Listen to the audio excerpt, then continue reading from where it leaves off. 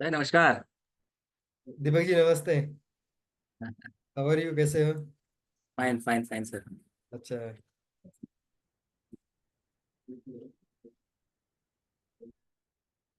एक बार मैं दोबारा से एक बार सबको वो कर देता हूँ। आई हाँ। Just reach home. एक्चुअली आज बहुत लैंडिंग था, अच्छा तो अच्छा। सबको पर्सनली वो वो किया। हाँ हाँ। स्टूडेंट्स डॉक्टर सबको ओके। जस्ट। सौरभ सर से बात हो पाई क्या? सौरभ सर उधर ही दिल्ली में है आज। हाँ, सौरभ सर से मेरी बात हुआ था, तो वो कह रहे थे कि मैं एक बार मैं दोबारा बात कर लेता ओके। हूँ। वो मैसेज देखा है मैंने आपका। वीपी सर ने बोला था सेंड करने के लिए।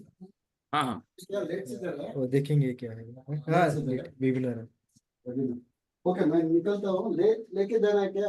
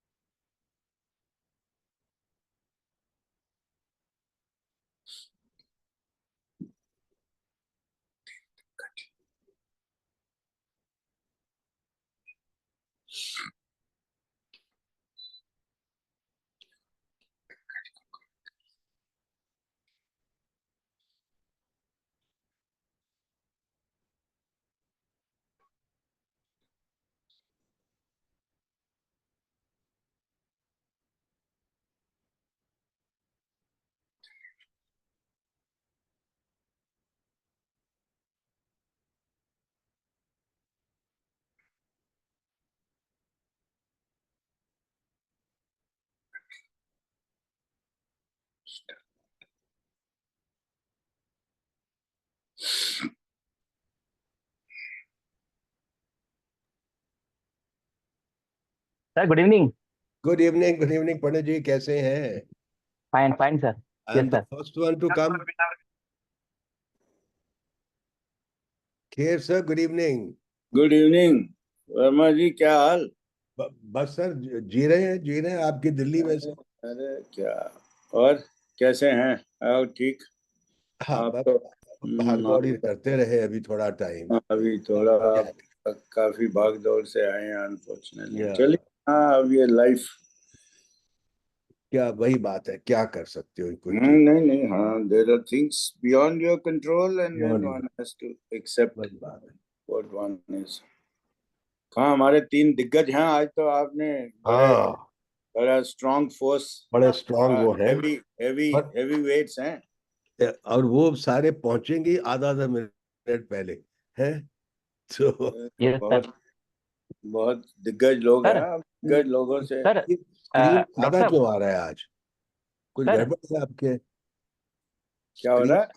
आधा दिखाई दे रहा है कुछ। स्क्रीन में देखता, ये देखो। अरे भाई, दो दिग्गज तो आ गए। आज तो वही बात हो रही थी गुड कि इवनिंग सर। हाँ कौन जी, किससे बड़ा अरे दिग्गज है हाय आज। चीफ। आज अरे भाई भाई, क्या संजीव हाल? सक्सेना साहब बड़े सुनील हैं, या सुनील सुनील सुनील प्रकाश प्रकाश जी आ बड़े गए, हैं, और या खुल्लर साहब बड़े हैं, ये नहीं पता, समझ नहीं सुनील, आ सर एक ये रिक्वेस्ट है सर। रहा। हेलो, हाँ जय जी सर। मालिक, जनरल गुरमा, पहुंच गए प्रोफेसर मीटिंग में। खेर, एक रिक्वेस्ट है। जी हम्म। आपको पहले बोले तो मैं थोड़ा सा, मैं आज कहीं फंसा हुआ हूँ, जाना है मेरे को कहीं। आप पहले बोलना चाहते हो? हाँ, मैं आज पहले आप पहले, आप, मुझे लगता है, देखो, दिनेश तो थोड़ा लेट ही होता है, तो तो सुनील जी बढ़िया को, है। सुनील लेकिन जी वो, को सर ऐसे है, वो 1 मिनट पहले जरूर पहुंच जाएगा। नहीं वो नहीं, लेकिन वो पक्का सिक्स पहुंच ट्वेंटी जाएगा। नाइन ऐसे करो, या तो डॉक्टर वो संजीव सक्सेना वो को होता नहीं रिक्वेस्ट है। करो आप। ओपीडी में पहले पहुंच जाओ, पहले नंबर से भी पहले पहुंच जाओ, और क्या। तो कहो अरे सर, कहो कि मैं तो पहले आया था। वो आप पहले करोगे नंबर तो वाला, नहीं। पहले ये नंबर तो वाला तो आया ही नहीं अभी, तो मैं तो पहले ही आ गया था, हाजिरी तो मार दी उसको मैंने। सर उसको बोल दो, क्या कहते हैं, खुल्लड़ को, कि भाई बाद में आ जाएगा। आराम से आ जाए, आराम से हाँ आ 7:30 आ जाए, ओ 7:30 से 8 ले ले, और क्या। Thank you sir.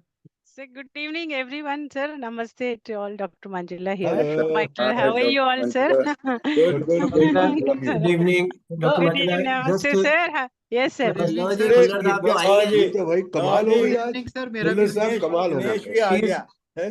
प्लीज भाई, inform sir. Good everyone that evening, doctor नहीं everyone. खुल्लर नहीं इज नहीं। Already there. देखो, मैं ये टाइम है, देख रहा था। आपकी मैंने कहा आपकी अभी तारीफ हो रही सिक्स थी ट्वेंटी दिनेश। नाइन पे ही होंगे आई खुल्लर वाज साहब। Listening sir, I was there. In fact आपने नोटिस नहीं किया, हाँ, I been listening for quite. ये देखिए, अब आप बताइए, सुनील जी कह रहे हैं वो पहले बोलना चाह रहे हैं। हुक्म है, मालिक है जी, वो मालिक है। मालिक हैं, लो जी। सुनील जी, देखा आपने, अब आज जब भाई ऐसे देखो, दिग्गज दिग्गज लोगों को बुलाया है, तो फिर अब दिग्गज लोगों में I think Dr. Sunil Prakash logged off. Huh? Please check Kamul or Deepak. Just see. If he ऐसी is long logged of. off, he is missed the bus. Yes. No, he was there, I think. हो गया बस। तो आज कहो क्या जी, है, देखो अब। खुल्लड़ शुरू ऑल कर दे आर भाई तू। Today, all are Khullar you very busy start. Practitioners. I अच्छा know, जी। sir. वो चाहते हैं कि एक आदमी की बस मिस हो तो हम हमारी बारी आए। तो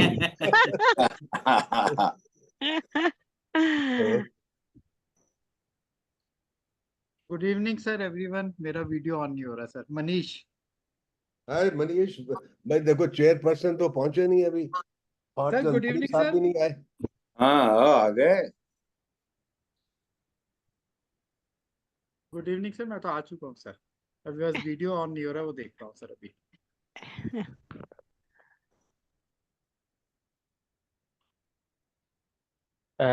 सर, वर्मा सर, हाँ जी, doctor Manjula is our medical, यानी I have we have met she is बाबा, senior Arey, vice we have हाँ, met president. We have several met. times. अच्छा भाई, अच्छा। मंजुला हम को तो, कौन नहीं जानता है? हाँ, हम तो जानते हैं मंजुला जी को भाई। Yeah, yeah. Sir, sir, flow is I just start 2-3 minutes and hand it over to you all to continue, sir. Just tell beginning and That's then, perfect. That's though perfect. you both don't require any introduction as a formality, 1 minute No, and no, then but hand it over to all don't of you, take sir. more than Huh? 10 seconds. Yes, sir.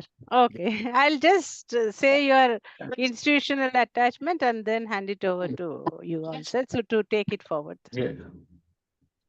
Say that Good you are evening, in Manish institution. sir, I think. Sir, Welcome, Sunil Dr. Prakash, sir, good Manjari. evening. You're back. Good evening, Ramesh, everybody. How are you? Ramesh, Good to see Yes, you. sir. Hello. Yes, sir. Good evening. Sir, Ramesh, Dr. Ramesh has joined, sir. हाँ Sir, ji, Ramesh you need Varshandani. to rename, sir. It is showing as Dr. Vijay Kher, sir. So, I think we can start. 6:30 is there. Yeah.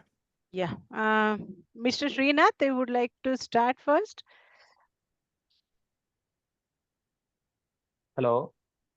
Ma'am, please you Yeah. start, ma'am. We'll, yeah. You start, ma'am. Right, right.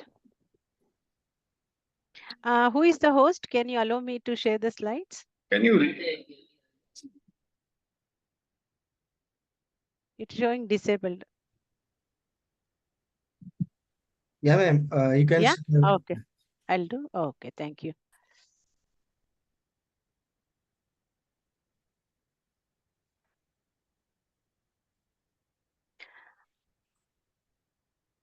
Yeah. Good evening, everyone. It gives me immense pleasure to welcome you all to this edition of this year's EDTA 2024. As you all know, Microlabs is involved a lot of scientific activity under Microknowledge Academy. One important activity we do every year is Regain. We bring the best of EDTA every year, and this year also we are bringing the best of EDTA, which all of you agree with me, the best, I think all of you will consider the best nephrology conference internationally happened. So that's how we continued. And something very quickly I would like to say, what are the highlights, those who of you are joining first time for this program. See, in this program we call it as Regain Best of EDTA, where we are very, very fortunate to have renowned and senior professors of nephrology who are going to discuss of some selected very, very important topics which are relevant for the practicing nephrologists are presented during our, which was presented internationally will be discussed here. We have 3 sessions in this program. First session, what we are having today, the second one on 3rd October, and the third meeting will be on 9th October. And above all, I must say that we are really fortunate. All our speakers and chairpersons are masters of the topics on which they are going to speak. So we are going to have the scientific, really a fiesta for these 3 sessions. I'm sure all of you will be definitely benefit, and which ultimately leads to better patient management. So without much time, I would like to introduce, though both of them do not require any introduction, but it's our formality and my pleasure and privilege to introduce our course director, Dr. Vijay Kher, sir. Sir is a chairman of Division of Nephrology and Transplant Medicine at Epitome Kidney and Urology Institute of New Delhi. So they have already told me not to spend more than 2 seconds. So with that, I will just stop at this. And you all know that sir is known internationally. He's been there for even that guideline group. He's the president of Indian Society of Nephrology. He has held that post. Then he also coordinator for several Southeastern region as a regional researcher. So there are many more to his accolade.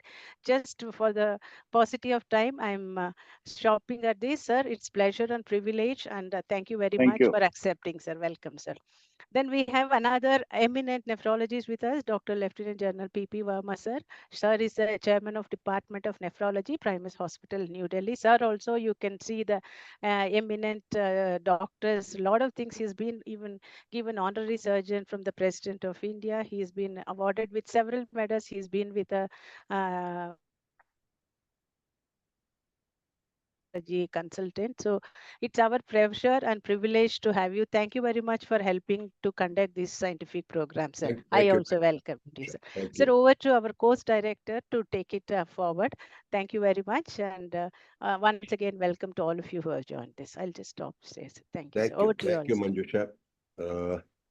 And friends, as usual, like we had last year, we are coming with the best of EDTA. I happen to attend most of the conference virtually this time.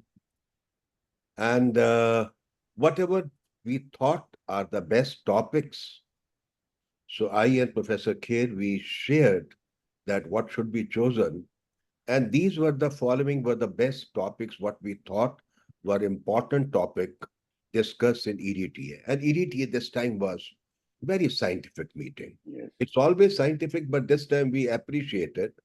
And many of the stalwarts who will be speaking, they have attended the conference, so they are well versed with what were the issues discussed that time.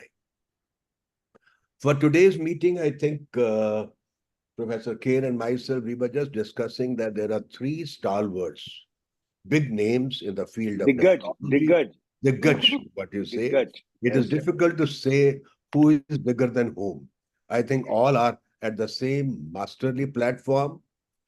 You talk of Professor Sanjeev Saxena, you talk of Professor Dinesh Khullar, or Professor Sunil Prakash, all have been masters in their field, very respected nephrologists, and students look forward to listening from them. And I think students must learn the art of speaking also from these masterly orators. There are three topics for today. What I'll request Professor Kher to introduce the topics for today and take the conference forward. Thank you. Thank you, General Verma. And thanks. As I said, as Dr. Verma has said, that we have three, the English sort of definition of a Diggaj, I haven't been able to find, but probably a luminary would be a reasonable English version of Diggaj. And I think the three topics which have been selected are lupus nephritis, and the second one is going to be on anemia and the best of dialysis. These are three topics which have been, and I think Dr. Sunil Prakash is speaking the first. Yes, sir. I think, yeah, Sunil is saying yes. So Dr. Sunil doesn't require any introduction. He, as I said, is one of the three. We have very heavyweights today, and please Sunil introduce the chairpersons also, sir. Yes, they are all chairpersons in their departments of, he's at BLK Max Institute, and he's going to talk on anemia and how to. 30 seconds more, sir. I think for the session, there are two very eminent chairpersons. Yeah, I think. Dr. Hot Chandani, Professor Hot Chandani, and Dr. Manish Jain. So both of them are very senior person again, very respected faculty, and I'll request them to take the session forward. Professor, I think we will watch. You and I will be. We will be watchers. Who will be umpires. Yeah, umpires की जरूरत ही नहीं है. इतने दिग्गज हो तो. Yeah, Dr. Hot Chandani, please go ahead. Thank you, Dr. Verma. And then I think without wasting much time, I will request Dr. Sunil Prakash to highlight on the anemia in renal disease. So Dr. Sunil Prakash, need any introduction? He has been introduced by both the host directors. Dr. Sunil Prakash, please. Thank you. Thank you. My special thanks to Professor Kher, General Verma, Dr. Horst, Dr. Manish, and of course, Micro for giving me this opportunity to share. Can I share my screen if the host permits me? Yes, yes. I think we should. Host disabled participant. No, it's not letting me go in, sir. Sir, you can share, sir, right now. Yeah. Right. So there were three major talks in EDTA this time. And in about next 25 minutes, I'll try to just recapitulate to the best of my abilities, which is seriously a begging. So basically, I would like to cover what's a little bit more we know about anemia now.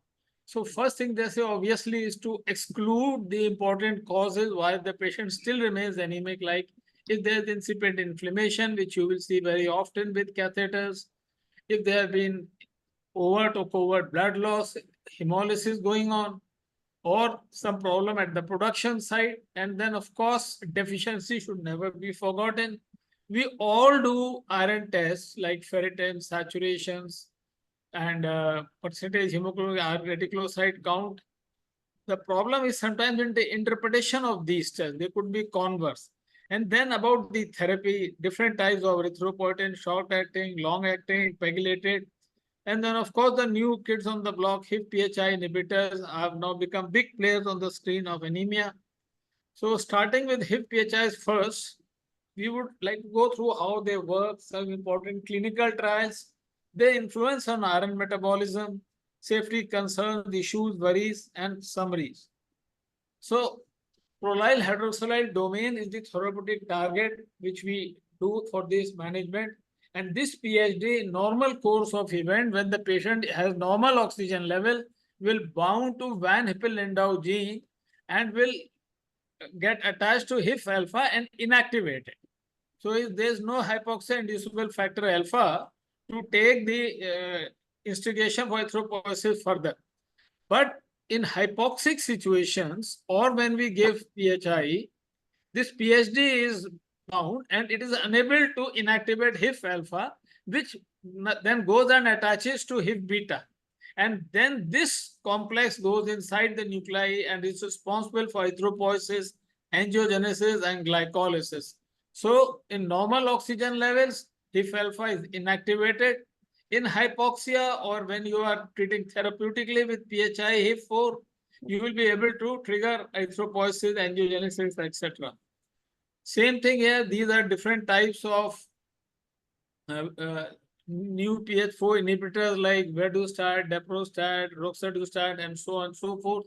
All in all, they will go at HIF-PHI, and that will target. There are 3 different types of known PhD, 1, 2, and 3, and they will target here, and then HIF alpha by virtue of von Hippel-Lindau mediated polyubiculation and proteasomal degradation would be avoided, and EPO, VEGF, and these chains would be activated.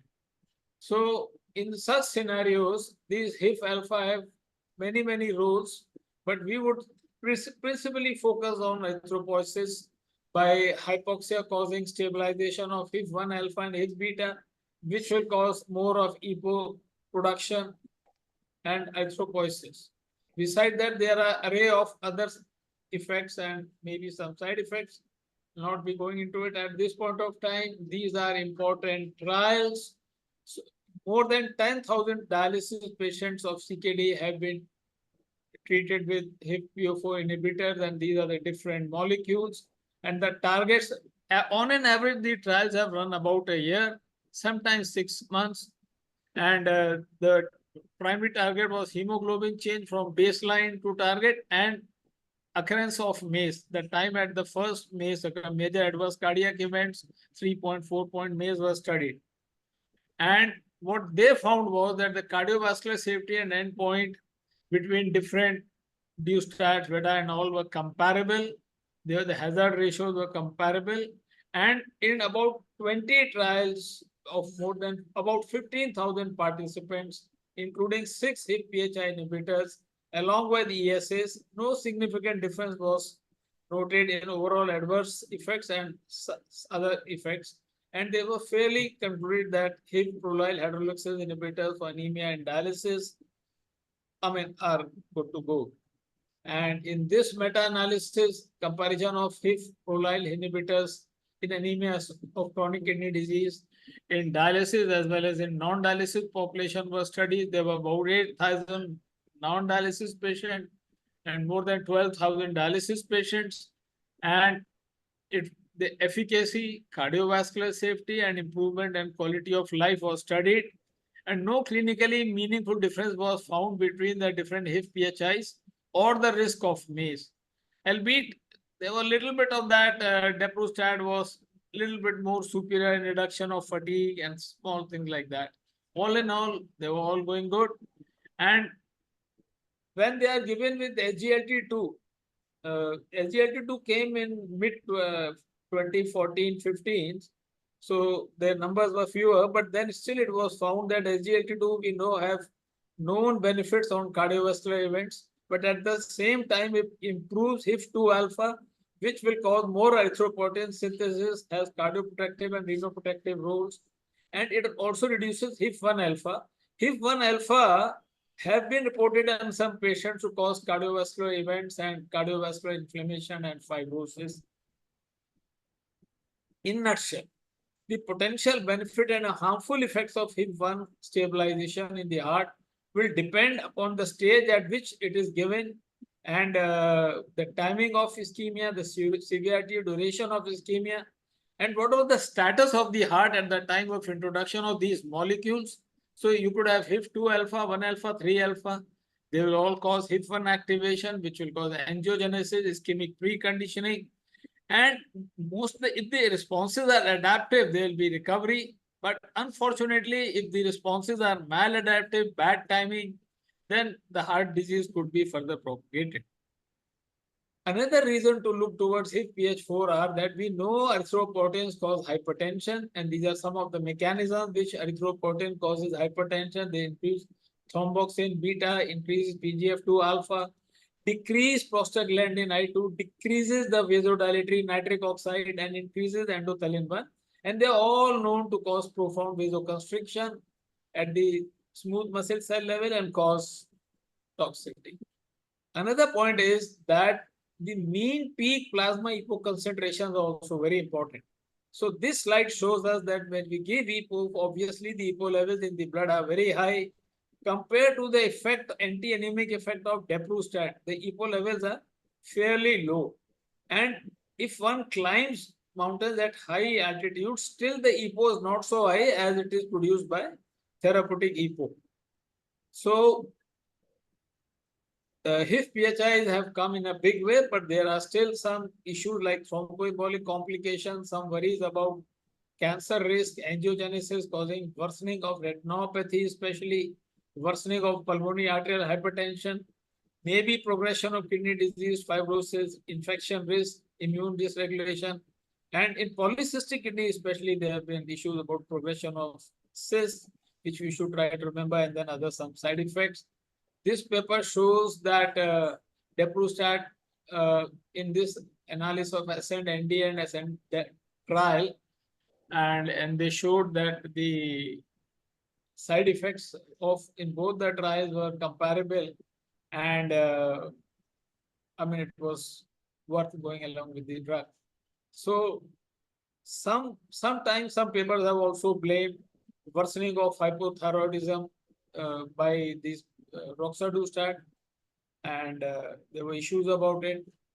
If you look at the markers, iron markers, then we find that most of the time hepcidin levels will go down, which is very welcome, and transferrin saturation improves, iron utilization improves, and ferritin and hepcidin level goes down. So mean hemoglobin levels and hepcidin levels were studied from baseline to 27 weeks in this study, and they found that at 27 weeks, the response of hemoglobin was slightly superior with HIF-PH4, and hepcidin level change was again more with HIF-PH4 compared to EPO. So mean doses of roxadustat and epoetin alpha and hemoglobin levels over time, according to, if you look by CRP, then again the benefits of having lower CRP are more with HIF-PH4 inhibitors compared to EPO, and so obviously, basically, it means that it is somehow having better roles in inflammation. Then with roxadustat or epoetin alpha, the pivotal trial of dialysis-dependent patient with Rockies, Sierras, and Himalayas, they showed mean hemoglobin change from baseline from about 6 months to a year. And these are the turtles and with different CRP levels. And it found that across all CRP levels, PH4 inhibitors did better than EPO dosed.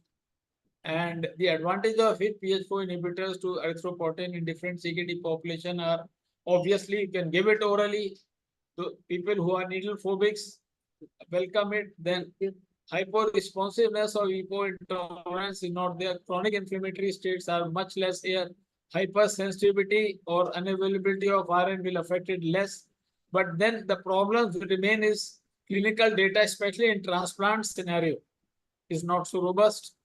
So we could consider use of HIF-PHI in hemodialysis patients who have a preference for oral treatment, peritoneal dialysis, home hemodialysis, who have issues of iron hypersensitivity or unavailability of newer irons, or where there is hypo-responsiveness or chronic inflammatory state CRP more than 3, then perhaps HIF-PHI inhibitors would be a better choice. And this would be the way to go about it. If there is iron deficiency, you give them iron corrected, great. If the iron is corrected, but the hemoglobin is not bumping up, then you have two options, go the ESA route or go the roxadustat route.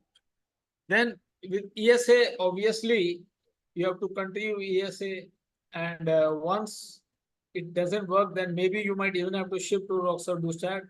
You will need to monitor hemoglobin every 2 weeks till you reach your targets. So HIF-PH4 are non-inferior to conventional erythropoietins and represent an alternative treatment to existing erythropoietins, especially in patients with inflammation. And there are concerns about cardiovascular thrombotic risk. The final line is not been written and more clinical experience is needed. However, they do not support the concept that HIF-PH4 will reduce the need for IVR and oral supplementation among the patients who seek it not on dialysis. However, public data are still not enough to address these issues. We need to determine whether HIF-PH4 have an impact on CKD-based severity of baseline disease in the presence of proteinuria or on the causation of CKD. Hemoglobin target should be the same when using HIF as versus ESA. Additional trials are needed to understand the need for RL supplementation when you are giving HIF-PHIs, as well as long-term safety for specific populations, special populations like children, elderly, transplant recipients who are stuck with anemia and polycystic kidney disease need to be relooked. Then in CKD patients, these are some of the trials in which the targets were decided. I'll now switch gears and go to erythropoietin, and then these are some of the major trials we are all aware of, like COIR, TREAT. And what it found was that if you try to step up hemoglobin very high, then the risk of cardiovascular risk and other risk increase like death, MI, stroke, 3-point MACE, 4-point MACE increases by 31%. And therefore, the targets of hemoglobin in CKD5 are reduced. Another thing is that we should not bump up ESA. This was a major statement in ERA this time. We should avoid repeated escalation in ESA doses, and we should also see that their iron status has been corrected, mineral bone disease stands corrected.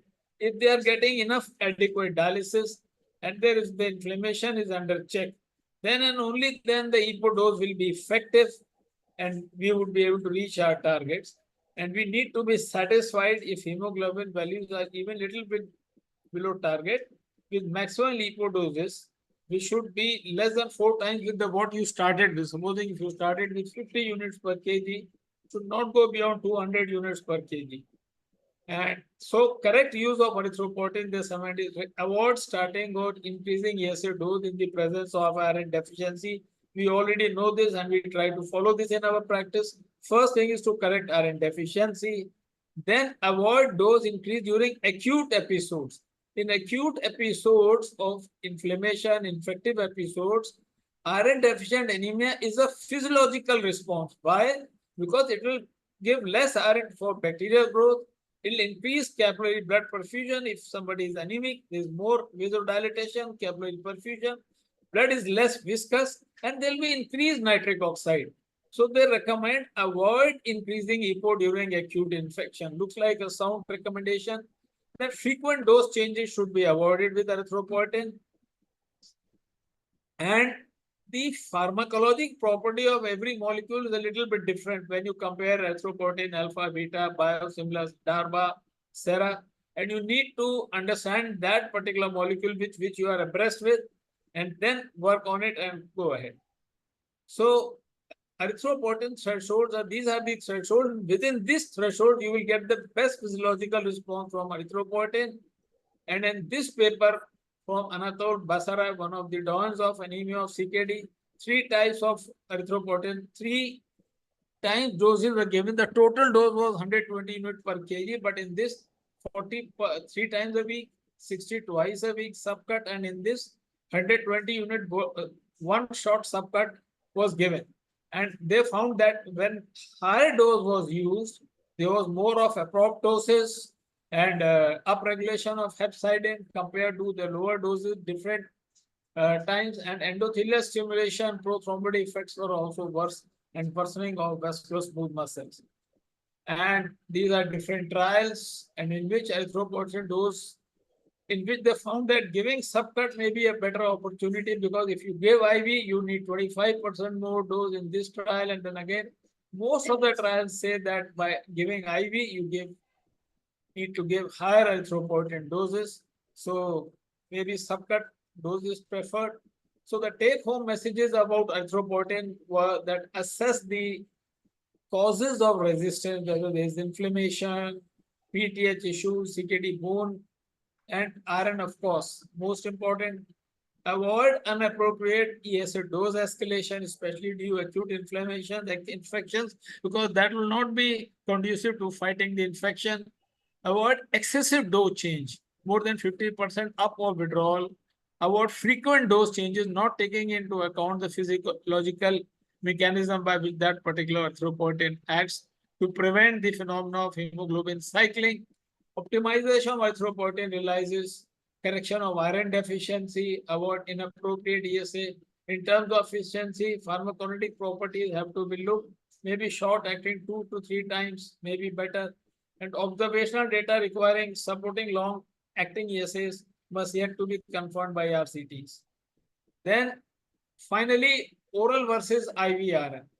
IV iron risks still remain worries about hypersensitivity reactions. It requires the IV access, and you need expert to give IV iron. Costs are perceived to be higher, and you need a staff and facilities for cardiopulmonary resuscitation, even if there is some issue which is rare, but still.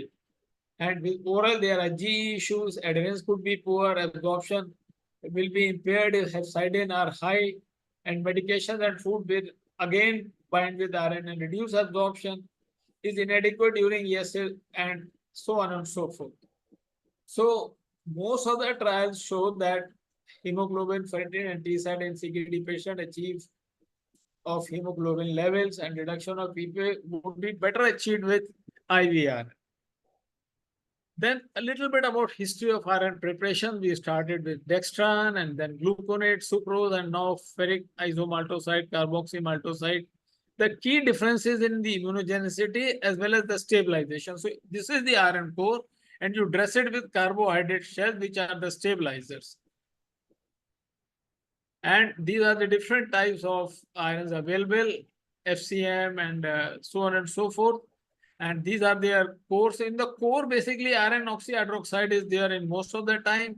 It is the carbohydrate shell which differs, and that will affect their availability. So in iron preparation, it is the amount of labile iron in different iron carbohydrate complexes which strongly determines the maximum single dose and the minimal administration time. So if the labile iron is higher, you will have to perhaps take more time, maybe an hour to give, and if the labile iron is less, you can just bolus it. Evidence of IV benefits. Yes, there are evidences that reduction of congestive cardiac failure, cardiologists give it quite a lot in their patients, reduction in size of myocardial infarction, improved quality of life, reduction of fatigue. There the data is limited, but ESA dose reduction, blood transfusion reduction, the data is fairly robust. In this FIND CKD trial, they were given in 2 ways. I'll just go through 1 or 2 trials for paucity of time. These were discussed there. Ferric carboxymaltose, you could go 2 ways. One is you load them with 1000 milligram every 4 weeks. Target is 400 to 600 ferritin. Other is 200 milligram and target is lower. Third is oral ferrous. And here no ESA was given till anemia was effectively managed as per local practices. And they went on to a year and they found that high ferritin ferric maltose FCM better achieved their targets compared to low ferritin and certainly compared to oral iron. In this pivotal study by Anne McDougall, again the target to see was on hemodialysis less than 12 months, ferritin saturation and ESA. So he had two groups. In proactive, he was giving iron sucrose. Mind it, this pivotal was on sucrose. And in reactive group, he was only giving to maintain ferritin to 200. Here the ferritin could have gone up to 700. And what they found was that in proactive group, the dose of EPO was less. It was 29,700. And in reactive group, it was 38,805. And total units transfused were also more when we were giving less IVRN. So the benefit of IVRN were established fairly in many trials. In cardiology trial like Ironman have found more than 3,000 patients with heart failure and iron deficiency. IVRN reduced hospitalization, reduced cardiovascular mortality by 25% compared to standard of care. And it also reduced the relative risk reduction, with the benefits issued clearly in favor of IVRN compared to oral iron.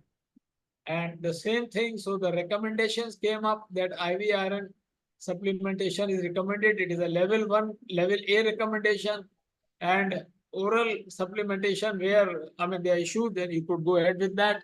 So evidence of increased risk of clinical harm with IV iron administrations. Infection, the final word is not yet out. Patients on dialysis, cardiovascular events, diabetes, the evidence is limited. CKD progression, it does not apply.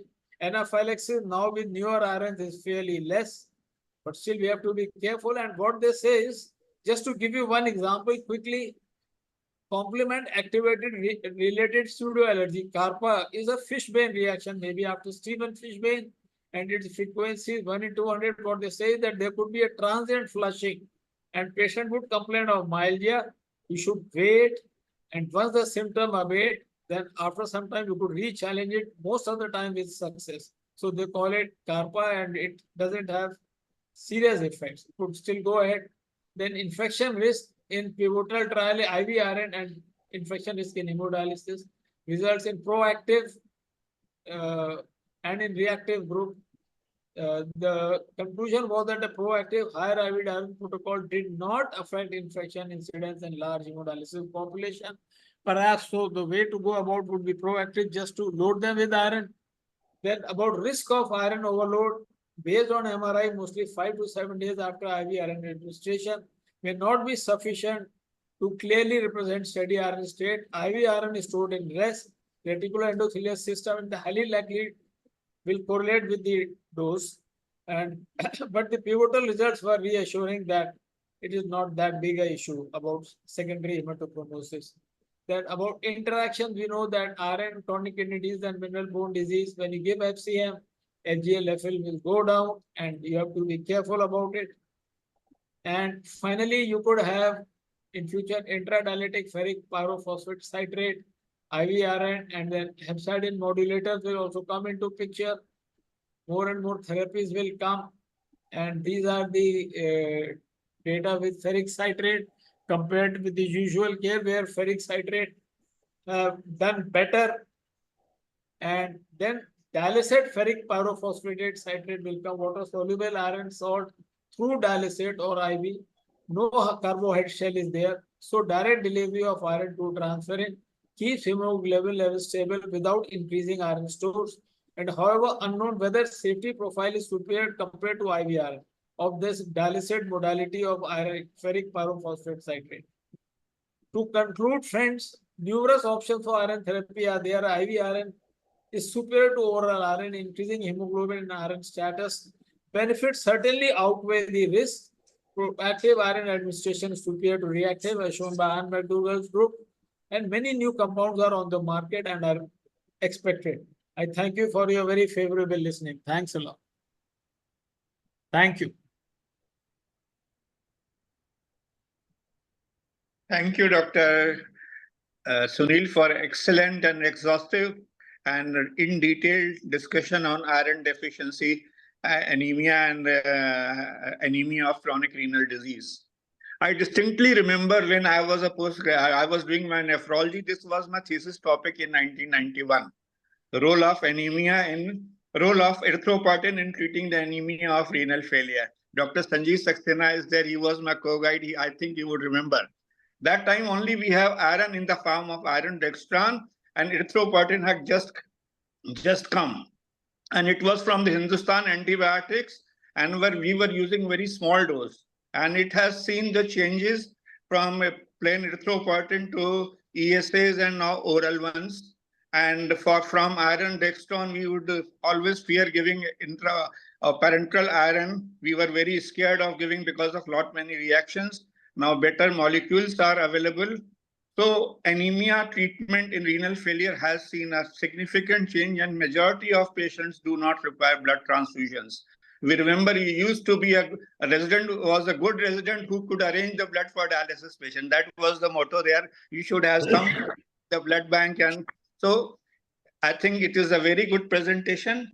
Next presentation, I will ask Dr. Manish to please take over. Dr. Manish, any comment from your side? Sir, actually, very nice talk, sir, and very nicely addressed point that we should not increase the ESA doses during like infective or acute stages. But nowadays, a little problem is there. What is happening? Some prescriptions we are seeing, and others will also agree, in which oral HIPs are also there, along with the iron as well as the ESA is also there. So that practice should not be there. I've seen like few prescriptions like who are not getting hemoglobin corrected, they are getting all three. They are getting. So I think that's a very wrong practice. Yeah, just one question from Dr. Sunil. There are some nephrologists even today when there is no response with the HIF inhibitor, because response you are expecting 75 to 80% maximum. So 20-25% may not respond. So they are combining HIF with conventional erythropoietin. Yeah, that's what I was saying. Exactly, sir. Yeah, just your comment on that. I would say that this might be fraught with legal and medical issues both, because nowadays the patient is also very intelligent and sensitive. If something goes wrong with some kind of a marrow issues or something comes up, because the literature doesn't support giving both together. So anybody who's writing it is doing on his own risk. Whatever I could screen, I could not find justification to give both. Yes, sir. There is no justification. Yeah, at the moment, I don't think there is. It's an off-label use. So what I've discussed it with some investigators who are using desidustat. So they're suggesting that if with the optimal dose, which is usually around 100 to 150 milligrams alternate day, if they are not achieving, they would add a small dose of erythropoietin as a trial on especially patients who are hyporesponsive. Yeah. So hyporesponsive patients who are about 20% of patients may not respond like what Dr. Verma said. So in these patients, they're monitoring. They are not yet, see, it's not on label or at the moment, but they are as a part of a study, maybe as a part of the thesis also. Some people are looking at it. So at this point of time, I would agree that one wouldn't recommend using this, but as a part of a research or a protocol, one might like to look at it. I'm sure there may be a study, and I think Zydus is also looking at if one could sort of look at a protocol or a study protocol by which they could do a sort of initial study and see whether there are any harms with this. But at the moment, I would agree that there is a concern about its usage and all that. I have another question for Dr. Sunil Prakash. He said that the pharmacokinetics of each molecule must be kept in mind. But in India, see, there is this 10,000 units of epoetin which is available, which is, see, the pharmacokinetics of, and this is given once a week. So instead of giving 4,000 units 3 times in a week, many people are using 10,000 once a week. So I would want to ask him, is it pharmacokinetically okay? Because there are large number of Yeah. Is molecules it, which are yeah, available, and these are used very, very frequently in the dialysis unit. isn't it unphysiological It to is. use I showed that 10,000? chart in which they clearly showed that when you are giving 10,000 or giving a higher dose, you have more chances of side effects. There was a, I think, So you would say, Sunil, that this is pharmacologically not a good method of giving erythropoietin in this. So it's much better to divide it into yeah, doses that rather paper than clearly into. showed that. I don't know whether I could make my point in the hurry to finish the presentation, but there was a slide in which I think it was Besares, Anatole Besares paper in which he gave in three groups. Yeah. 40, 60 This and is- 120. And he So the clearly showed message, that in 120, the side effects were significant. yeah. So the He message one concluded is not to giving give. that giving 10,000 or higher doses, unphysiological doses, should not be followed. Sir, And sir. secondly, as you said, at the moment, we do not have any literature to comment the combination of HIF and erythropoietin. Let the times. I Sir. think with paucity of time, we can profusely thank Dr. Sunil for Thank wonderful. you very much for having me here, sir. Thank you. Thank you. Hand over to chairpersons. I also mentioned now, since you are calling Dr. Kuller, there were few discussions on lupus, but we chose the 2024 guidelines which have come for lupus. And immediately, I think within next 2-3 years of previous guidelines.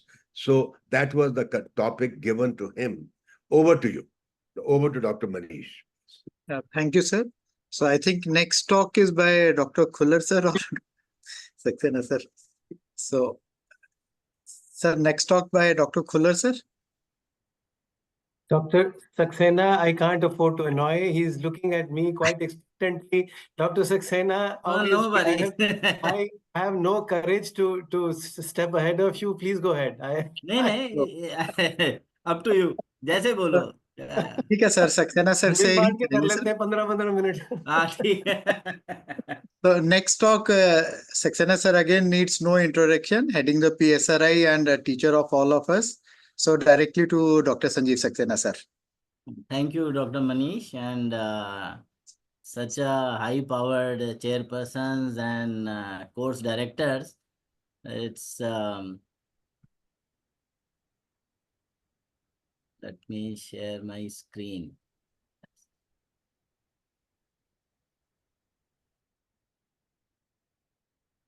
Is it visible? No, not yet. Not yet. Okay, let me reshare.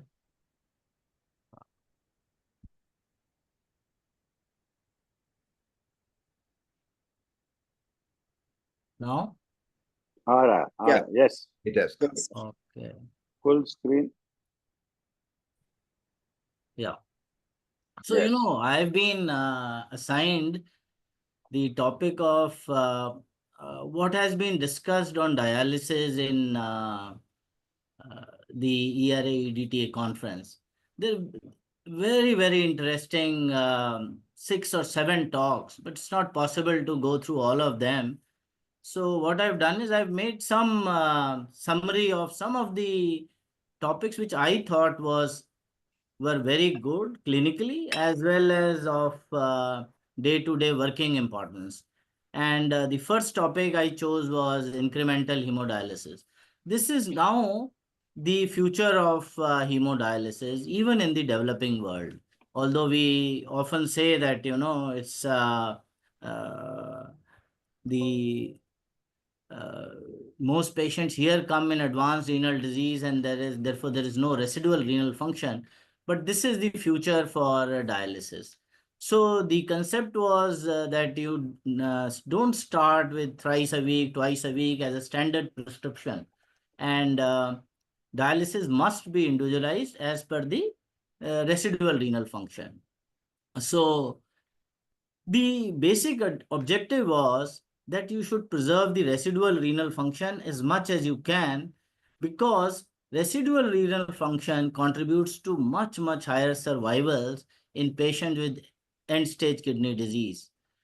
And therefore, a combination of dialysis giving some amount of urea clearance and your native kidney giving you additional urea clearance and you need not start with standard thrice a week dialysis for patients with residual renal function. And it has been shown that it improves all these listed things: volume control, electrolytes, nutritional status, less need of erythropoietin, vitamin D production is preserved, and there is a continuous middle molecule clearance in because of the native kidney. And therefore, as the renal disease progresses and you have loss of residual renal function, the all-cause mortality goes up. So this is the basic premise, that incremental dialysis is what should be opt for. And of course, this is the baseline is there has to be a significant residual native kidney urea clearance, which is called KRU. And the HD dose, therefore, can be reduced. So what is, which patient will you choose for incremental dialysis? That's a question. So calculating KRU is a task, but if the KRU is less than 1.5 ml per minute, then that patient cannot be taken for incremental dialysis. On a simpler note, the consensus is that the patient should have a native urine volume of at least 600 ml per day.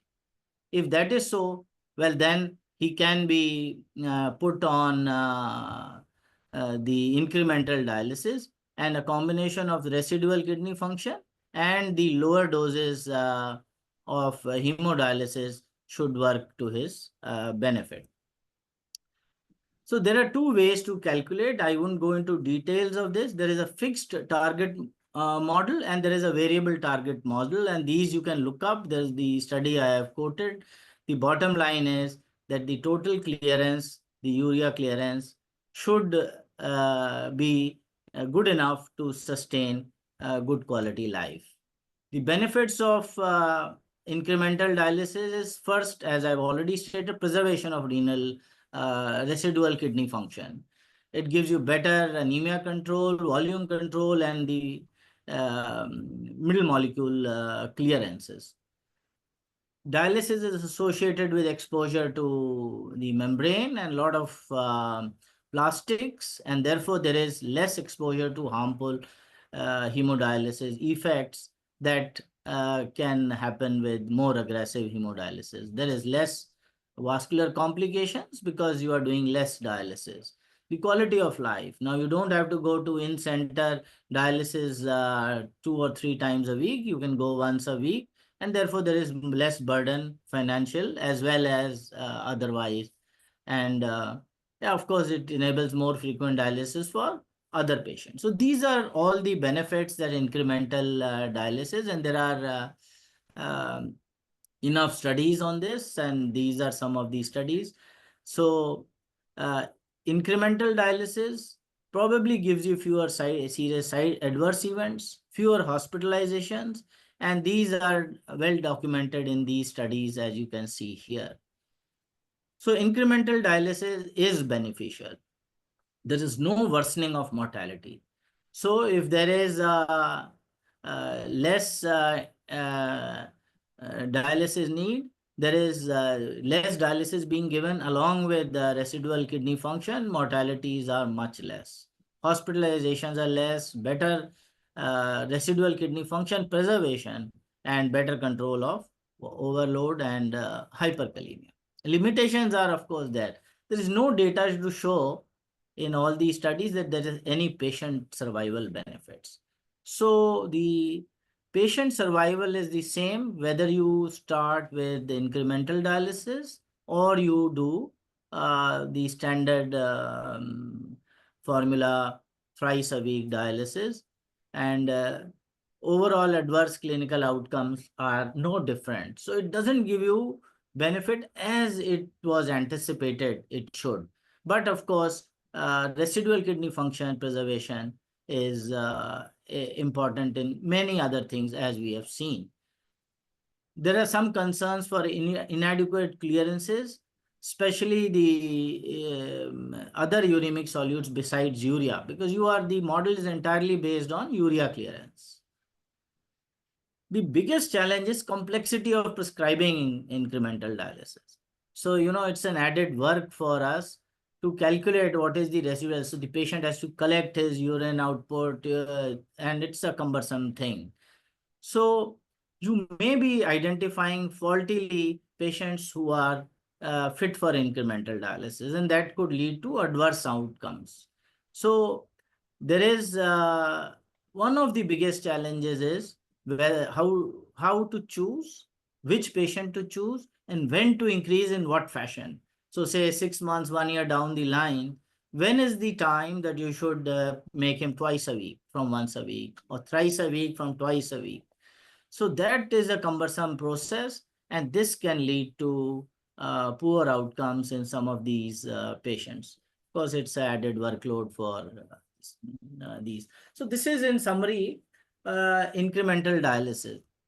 And in nutshell, if your patient has some residual kidney function, it may be good idea to start with incremental dialysis. The trouble is, if your patient is coming with 12 creatinine, 13 creatinine, this doesn't hold true.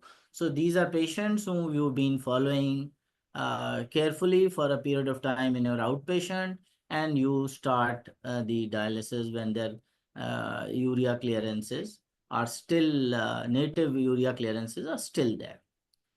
This is another interesting talk, dialysis in the pregnant patient. There were 3 talks on pregnancy and dialysis. And I chose this one because managing clearances is what is going to give you good outcomes of in pregnancy. To give a historical background, the first reported pregnancy was in a dialysis patient was in 1971. And ever since then, people have been working as to what is the best way to dialyze a pregnant patient. How much clearances should you give to a lady who's pregnant so that there is a better maternal as well as fetal outcome? The problem with CKD was that you had IUGRs, you had early um, labor and premature births, and all that was translating into poor live births. And therefore, there was this comparison of a Canadian versus a US pregnancy outcome data published in JASN in 2014. And the Canadian data showed that 85% of their patients who had received 36 hours of dialysis per week had successful pregnancy outcomes, both with pregnancy duration and birth weights. So very, very good data. But then it is 36 hours of hemodialysis per day. The US data was on 20 hours of dialysis per week. So and of course, this was, I think, the takeaway message from all the dialysis sessions, that the home hemodialysis is the best dialysis. And this was reported as the most convenient way to deliver the adequate hours of dialysis that you need to give to these patients. So dialysis should be initiated in a pregnant patient when the maternal urea is in the range is about 100 milligrams per deciliter. Minimum of 20 hours of week and the target is that the pre-dialysis urea should not exceed 75. If you target that, then you are going to give good outcome to the patient. And those who don't have any residual kidney function, then you have to target 36 hours a week.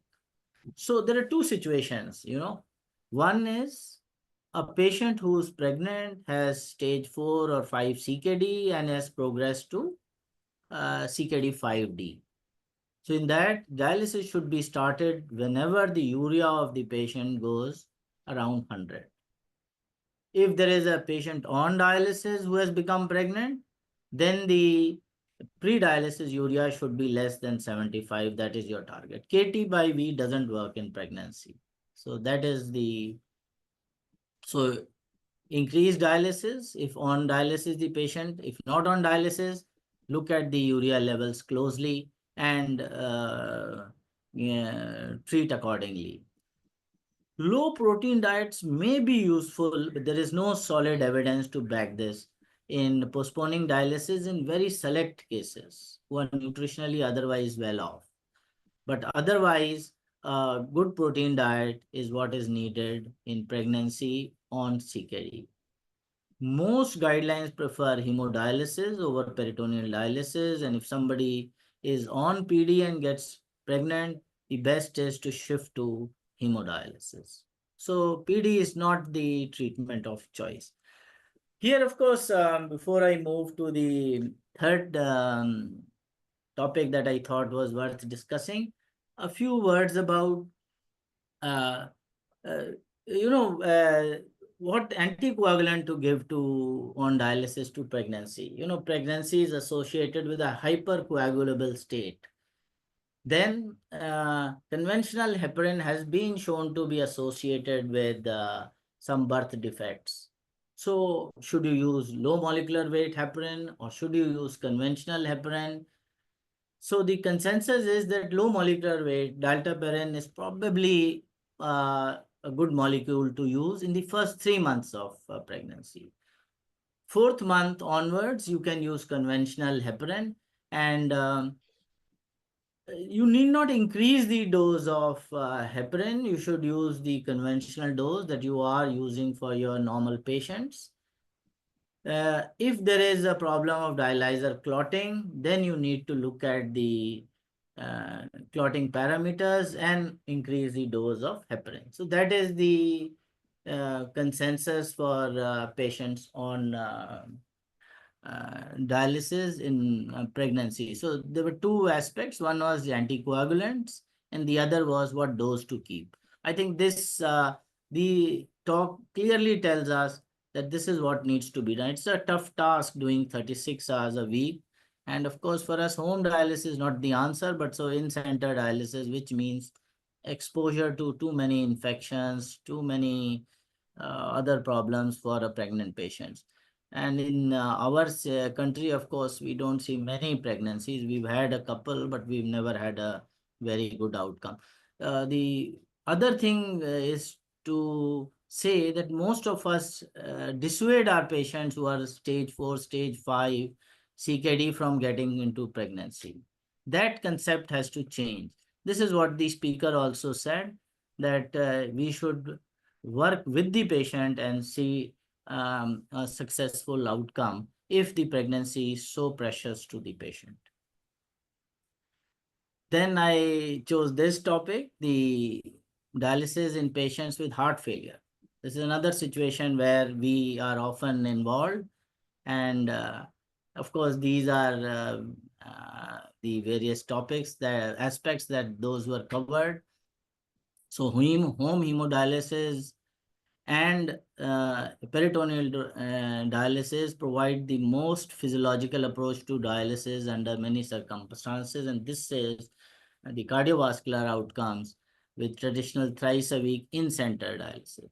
So home hemodialysis or PD is the best thing to do. There is enough data to show that in-center hemodialysis, there is a higher risk of incident heart failure in patients. And this is not really too tough to imagine, because the fact of the matter is, in most dialysis, what happens is there is stunning of the myocardium. So a stunned myocardium is part of normal hemodialysis. So home hemodialysis, how is it different? Well, you can get smaller doses more frequently at home. And that leads to less stunning of the myocardium. Is hemodiafiltration any better than hemodialysis? Well, the verdict is still not clear. Probably they would do just the same, though there is a hint that hemodiafiltration may be a little better for cardiovascular stability in heart failure patients. So what about AV fistula? AV fistula is supposed to be a load on the heart. because of rapid runoff and the blood reaching the right heart very fast. Does it affect? Well, the most studies don't show this, and therefore AV fistula is your main source of access for patients with heart failure and on dialysis. PD is a good option, but there is no solid data to back that PD is better than hemodialysis, good hemodialysis. This study did show that it is better than hemodialysis, but the data is not that robust that it can be recommended as the first line for patients with heart failure. More frequent hemodialysis, maybe 6 times a week in center. They do tend to do at 1 year much better LV mass, less mortality. Of course, they are associated with more vascular access events. So the heart failure, besides doing aggressive dialysis, maybe home dialysis or peritoneal dialysis, you should look at these things. Encourage your patient not to get high interdialytic weight gain. Put him to a dietitian for a salt-restricted diet. His target weight gain should be kept under more surveillance than in any other patient. A higher UF rate is associated with a lot of myocardial stunning, ischemia, and this is all well known. What about the pharmacotherapy? There are patients on dialysis who are developing heart failure. So what is the evidence as to what you can add besides increasing the quantum of dialysis to help their heart failure? These are agents which are used for reduced ejection fraction. For those who have preserved ejection fraction, you don't just have to increase their dialysis. There's no recommended medical therapy needed to be added as of now. For those with reduced ejection fraction, there are 3 options: the beta blockers, RAS inhibition, or ARNIs. The MRAs and the SGLT2 are not recommended. The most solid evidence is for beta blocker, and therefore this trial did show that there was significant reduction in mortality if you use carvedilol versus placebo. And this is our standard of practice, that we use beta blockers in those who have reduced ejection fraction and heart failure who are on dialysis. There is evidence for ACE inhibition, ARB blockade, and these also support the use of ACE inhibitors or ARBs. And there is some evidence of ARNI in patients with reduced ejection fraction. And these are also agents that can be used. So there are 2 set of people who are on the pre-dialysis stage, who have heart failure and who are progressing towards dialysis. What is the approach? And those on dialysis, what are the pharmacotherapies that you can add? So beta blocker is probably the safest. Then you have the ACE inhibitors, ARBs, and then you have the ARNI. Besides this, the SGLT2 and MRAs are as yet not recommended for use in patients on dialysis. And diuretics are important if there is urine volume, and this often they are underused. And so patients who have good urine volume, they should be given so that there is lower interdialytic weight gain. There is a preservation of the residual kidney function at the end of a year, and this has been shown to reduce the mortality at 1 year. But beyond that, probably there is not much difference, and there is no difference in the all-cause mortality. And therefore, this is one drug that should be encouraged in patients who have some residual urine volume. Do let me know when my time is over, right? So the conclusion is dialysis in heart failure requires more evidence-based results. All the data that is available is not backed by by robust studies. Home dialysis modalities may be a better option for patients with heart failure, and focus on minimizing cardiovascular effects of dialysis and volume over. These are some of the conclusions. Is there time? Yeah, you carry on. One Achha. more. Right. So this is another interesting topic. What to do when there is a failing allograft?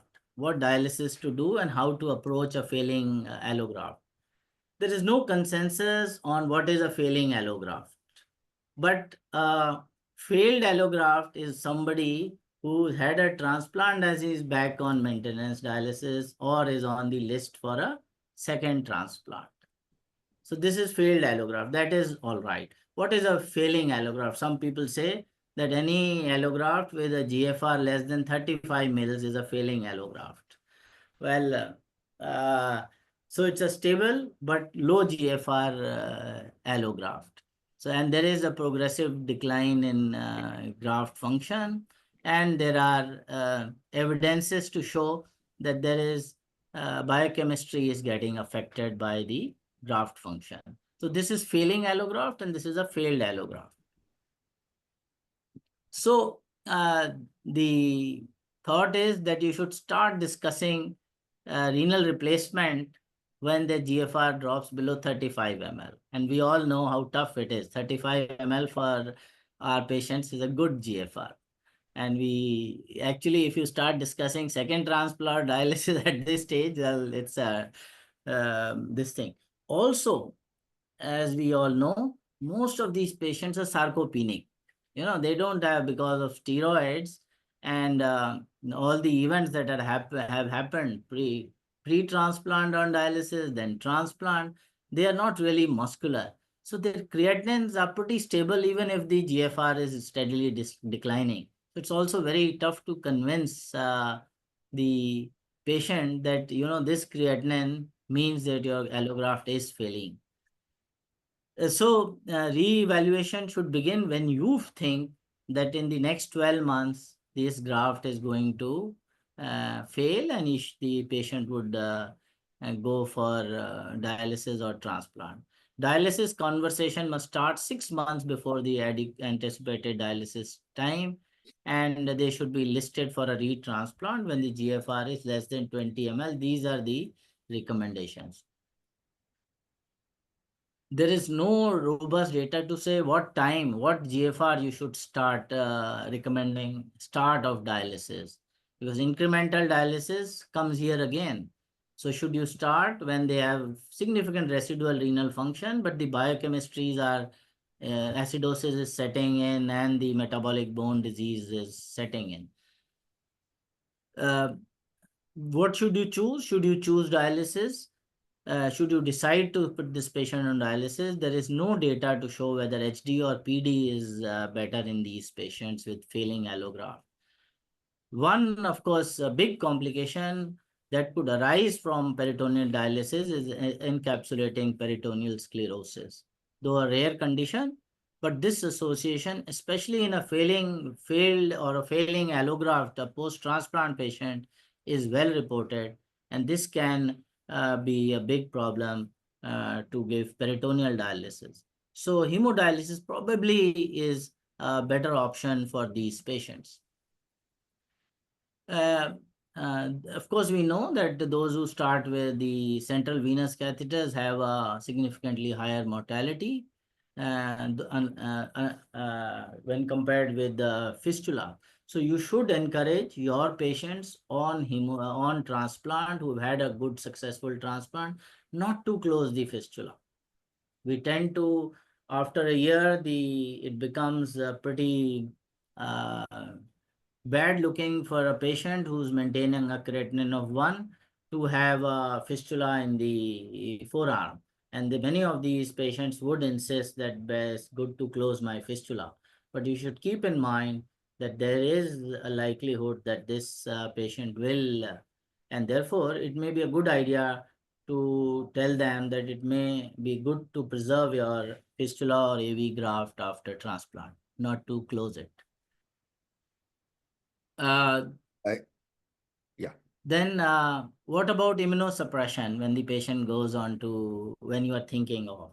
And the pros are, if you continue immunosuppression, there is less sensitization, more preservation of graft function, decreased graft intolerance syndrome, prevention of adrenal insufficiency or systemic disease flares like in a patient with SLE.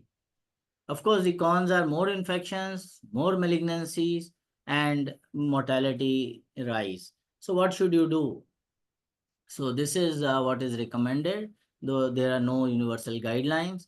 Stop anti-metabolite immediately, gradually taper off CNI or mTOR with a 25% dose reduction per week, and the steroid should be the last to withdraw at 1 milligram per month. And once most centers would tend to keep 5 milligrams ongoing if the patient is planned for a repeat transplant. This is virtually the same thing. Of course, home dialysis is the best. AV fistula is the best. Then should you do a nephrectomy in a patient who's back on dialysis?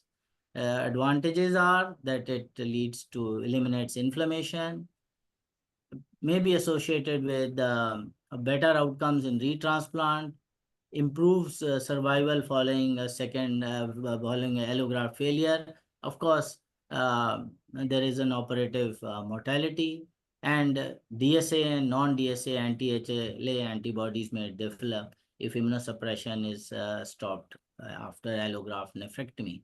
So these are things to be considered. Some centers do say don't go for operative morbidity, just do a embolization of the graft. And these are, of course, some indications are irrespective of whether you are back on dialysis, like severe graft pyelonephritis, post-transplant lymphoproliferative disease, BK virus resulting in resistant BK virus nephropathy. These you would anyway lead to transplantectomy, as it is called. Otherwise, the indications are to keep the graft, keep 5 milligrams of Visolone on, stop antimetabolites and CNIs in patients who are back on dialysis. I think this is where I would stop. This is the last one. If you want, I can. No, I think yeah, it's a pleasure listening to you, but considering the time, I think, yeah. Professor Manish. Sir, thank you. Very nice talk, sir. I have one question. Suppose the one in your last talk, a transplant has failed and he is on dialysis and he wants to go for a second transplant, whether you'll keep him on immunosuppression low dose or you make it completely off. No. This is what they say. If you are thinking of a second transplant, keep a low dose 5 milligrams Visolone on. You can also keep minimal dose of CNI on if you are. Yeah.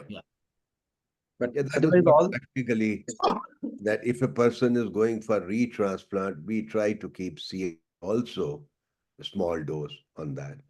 And you have one comment on fistula closure after transplantation. Yeah, after a year or two, as you rightly mentioned, that most of the people will recommend that fistula should not be closed, unless, of course, it is taking 20 to 25% of cardiac output and is causing cardiac compromise that way. That is possibly, to my mind, the only recommendation that when you should tell the fistula to be closed. Correct. That's right. You know, most people come with indication that there is a huge aneurysmal dilatation of the veins. So that looks pretty bad on their forearm. So that is one of the reasons they come and ask for closure of the fistula. Yeah. Here, sir. Yeah, your comment, sir. No, I think interesting topics that Sanjeev had chosen actually, and like pregnancy, and there are now patients who occasionally do become pregnant, although as he said that these are rare. But I think General Verma will remember that we had a session Yeah. on dialysis and pregnancy, and it is that you have with daily dialysis for 6 hours, giving about 36 hours of dialysis in a week, you may be having successful pregnancies. I had described 2 patients which I had during the last maybe 35 years that I've been practicing in private. We've had a pregnancy in 2 successful outcomes. In although a lot of money spent and the fetus being in the intensive care unit for about good 4 or 5 weeks before he was able to get discharged. But these were patients who, as he said, that the general recommendation of the speaker was that we should help patients if they are very keen to have a child, and we should support them and try to produce good outcomes. And these good outcomes will only come when you do very aggressive dialysis during pregnancy. So interesting that this is something which is likely to happen. More and more people will see this because the quality of dialysis is changing, and I'm sure a lot of patients, some of these patients will want to have a child of their own and try become pregnant as well. Incremental dialysis, again, very interesting. And the only challenge I think in Indian conditions is one that we don't quantify usually residual renal function, and therefore don't quantify how much of dialysis should be given. And the second is trying to increase dialysis once they require more dialysis. This is a challenge. Patients don't agree easily once they are on once a week or twice a week dialysis to go on thrice a week dialysis once they require that kind of dialysis. So they find it difficult. They're not very easy to accept that. So that's the other challenge. But very interesting. Thank you. Very interesting. Dr. There are just Saxena. 2 questions in the chat box, though they do not pertain to this session. One was what ferritin cutoff you take and when to stop iron infusion. Well, we all know that the pivotal trial took 700 or 800 as cutoff, but whereas DRIVE trial took up to 1200. 1200, yeah. Conventionally, I'll say 800, 700, Yeah, 800 is a yes. good 800 figure. would be a reasonable cutoff. Reasonable figure. And if you are exceeding that, you stop. The other question asked is, if a person has got erythropoietin resistance, and the patient has got retinopathy also, just showing that HIF can't be used, and the hemoglobin is 7 grams. So how do you approach the patient? Combine the 2. I think that's the answer. Yeah, no, as I said that what people have been trying, and I think Tarun Jaloka is the one. He has been an investigator for desidustat also, and continues to be an investigator in the trial. And he has been showing some data where he has combined 2 drugs, and there may be more people also who may be using, but he's using low dose of EPO as a combination with. So the concern about high erythropoietin may not be as much there. So the other thing why people are so dogmatic about not combining these 2. These 2 have at the moment there's no good evidence, but I think theoretically I don't think there's any good evidence to show that they could not be combined. They have different mechanisms of action. Even from Venkateshwar, our hospital, we were trying to send a paper for WCN for this a small series of 20 odd patients. Yeah, I mean, there are centers who are combining. Possibly the answer to this question may be this. Anyway, I think time is less. I'll request the chairpersons to go ahead. Burma, there are a couple of more questions to be asked from Dr. Saxena. If you look at the chat box. Yeah. Radiocephalic AV fistula in patient with reduced ejection fraction, often made with no deleterious effect. Any studies on brachiocephalic fistulas, AV graft, and cutoff at what cutoff ejection fractions? Yeah, there is no data to say that fistulas. In fact, one of the studies that I did showed that of I think 200 odd patients, only in 10 patients they needed to close the fistula in view of worsening of heart failure. So they said this is not statistically significant, and AV fistulas are safe in patients with very low ejection fraction as well. So that answered the second question also. And Dr. N.P. Singh is complimenting you sitting in US. And he's really saying, do you practice incremental? I think all of us in all Practice our this. center, Yes. there may be patients who are having once a week dialysis, once in Yes. 10 days dialysis also. And there'll be tens of patients on twice a week dialysis. I think I am practicing, Dr. Saxena, about incremental dialysis. Are you practicing it? You All know, of you us. are Post. you are forced to do it, practice it, because you know when the patient is on twice a week dialysis anuric, and he comes every week, once a week in the night with pulmonary edema, you are forced to make him thrice a week, and he also accepts after 3 admissions. He will not agree to your suggestion. I think that we have answered all the questions. I think chairpersons, please. Thank you, sir. So I will now, I think let's go to our next session, and we will address it, hand over to Dr. Khuller, sir. So Dr. Khuller, sir, directive to you. No need of further introduction. So authority on lupus. Please go ahead, sir. Well, thank you very much. I hope my slides are visible. Visible. Yes. Please make it full screen. Yeah, I hope I've done that. Okay. Yeah. Right. Okay. So I think let's shift gears and from anemia to dialysis, finally to something which gives a lot of kick to every nephrologist, I'm sure. I mean, it's something we own up as nephrologists. We believe that, okay, I mean, lupus nephritis is something each and every nephrologist knows more than any other specialist. So I am no different. So with this, we of course have to refreshen our knowledge about what is there in the contemporary world talking about lupus nephritis. And 2024 KDIGO guidelines just gives us the sneak preview of what we can, what we need to know about lupus nephritis. So just a brief recapitulation before I take you to what 2024 guidelines talk about. We know that SLE is an autoimmune disease which has a very strong chances of causing renal involvement to the tune of 30 to 60%.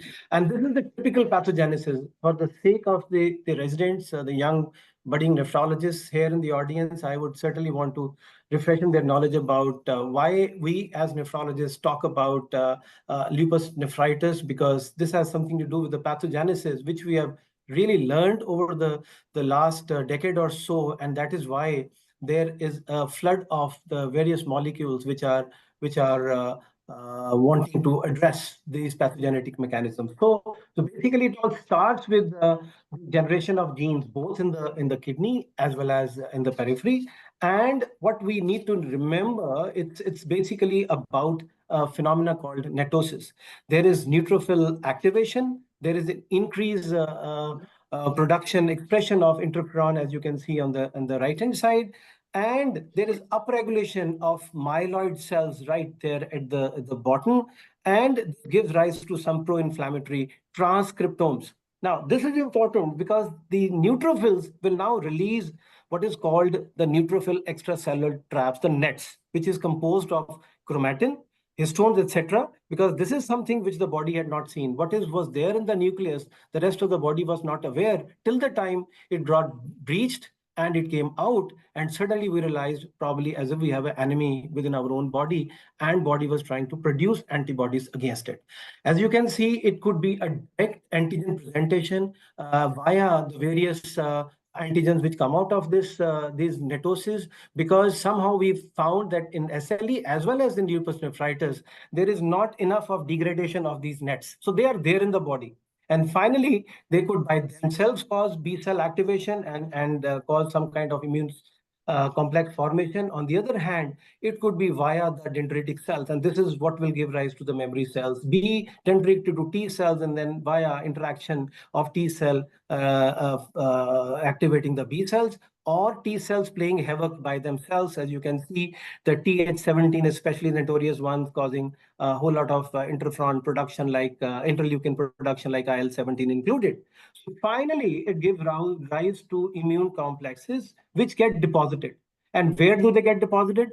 it depends upon the characteristics of both antigen and antibody. If they are large, if they are anionic, they will not be able to breach the glomerular basement membrane, and they reside within the mesangium, within the glomerulus. However, if they have small molecule, if the size is small or they are cationic, they will cross the basement membrane and now will be in the subepithelial.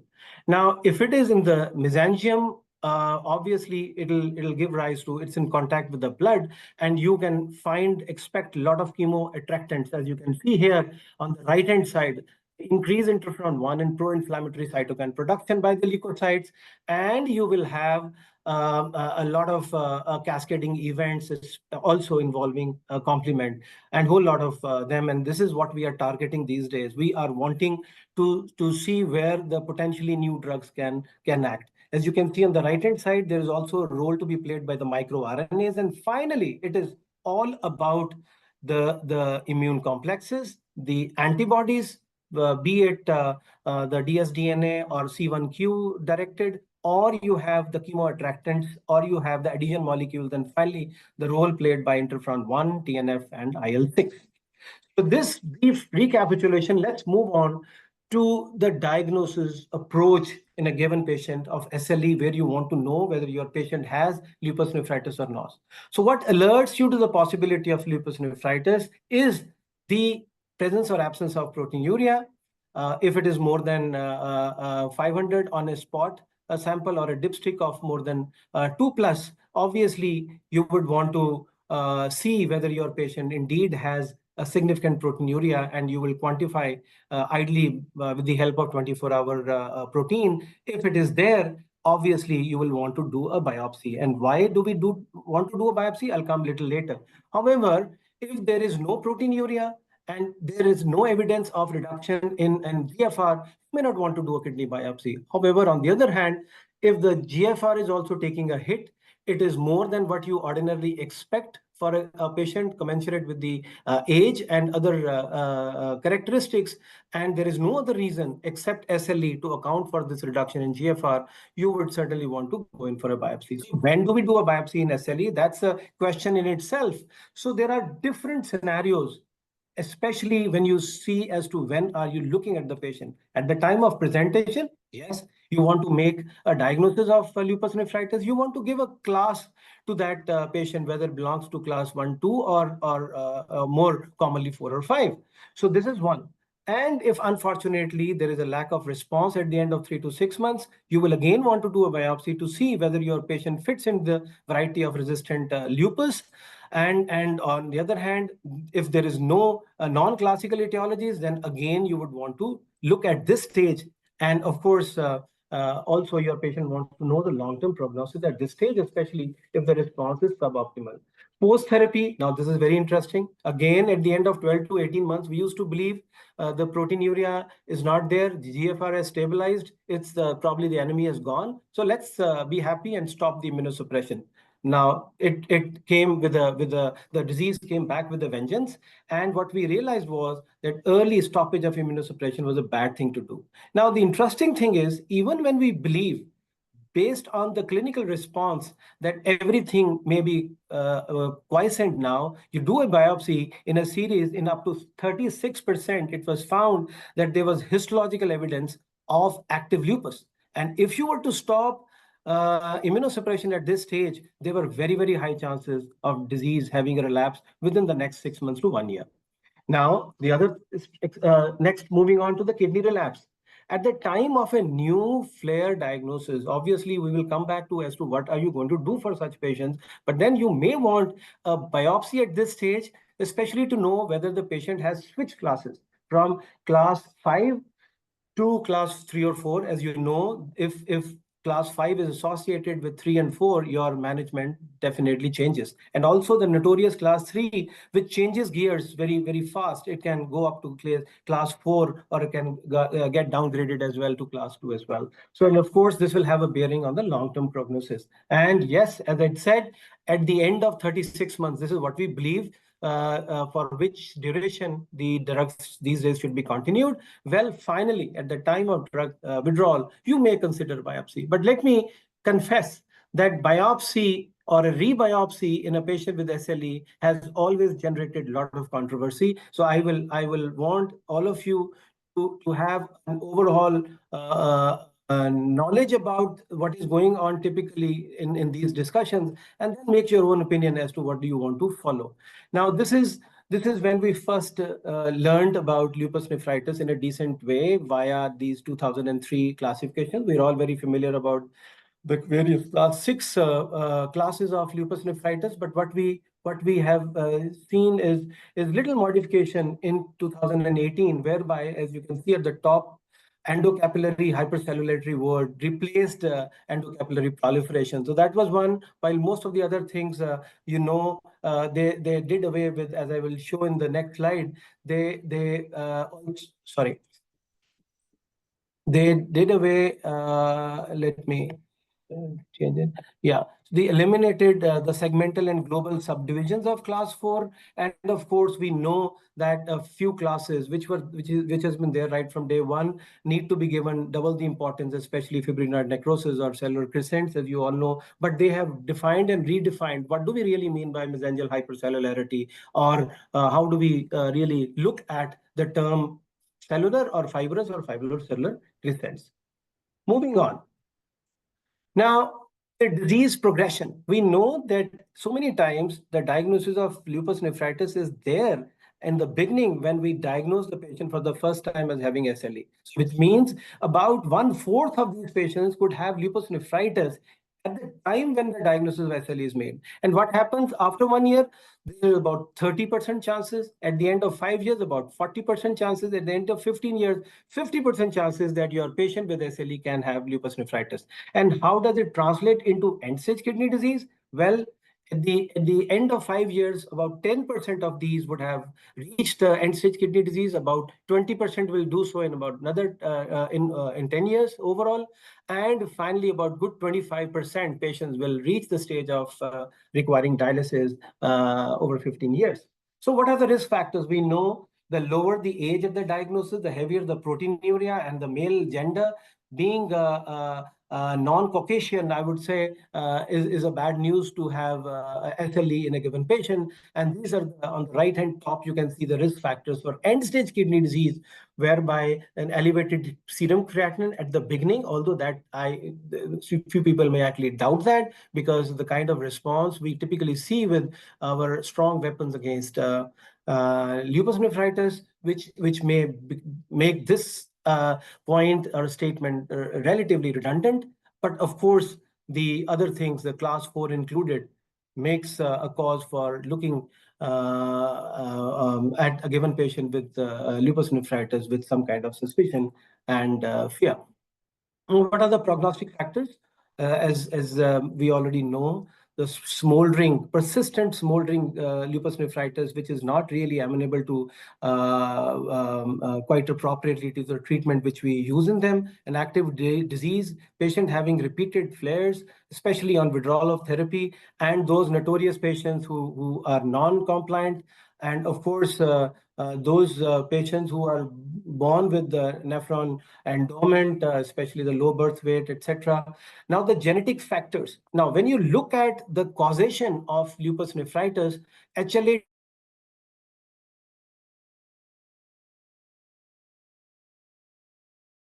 and 15 makes things quite risky for a given patient who gets SLE is likely to have lupus nephritis.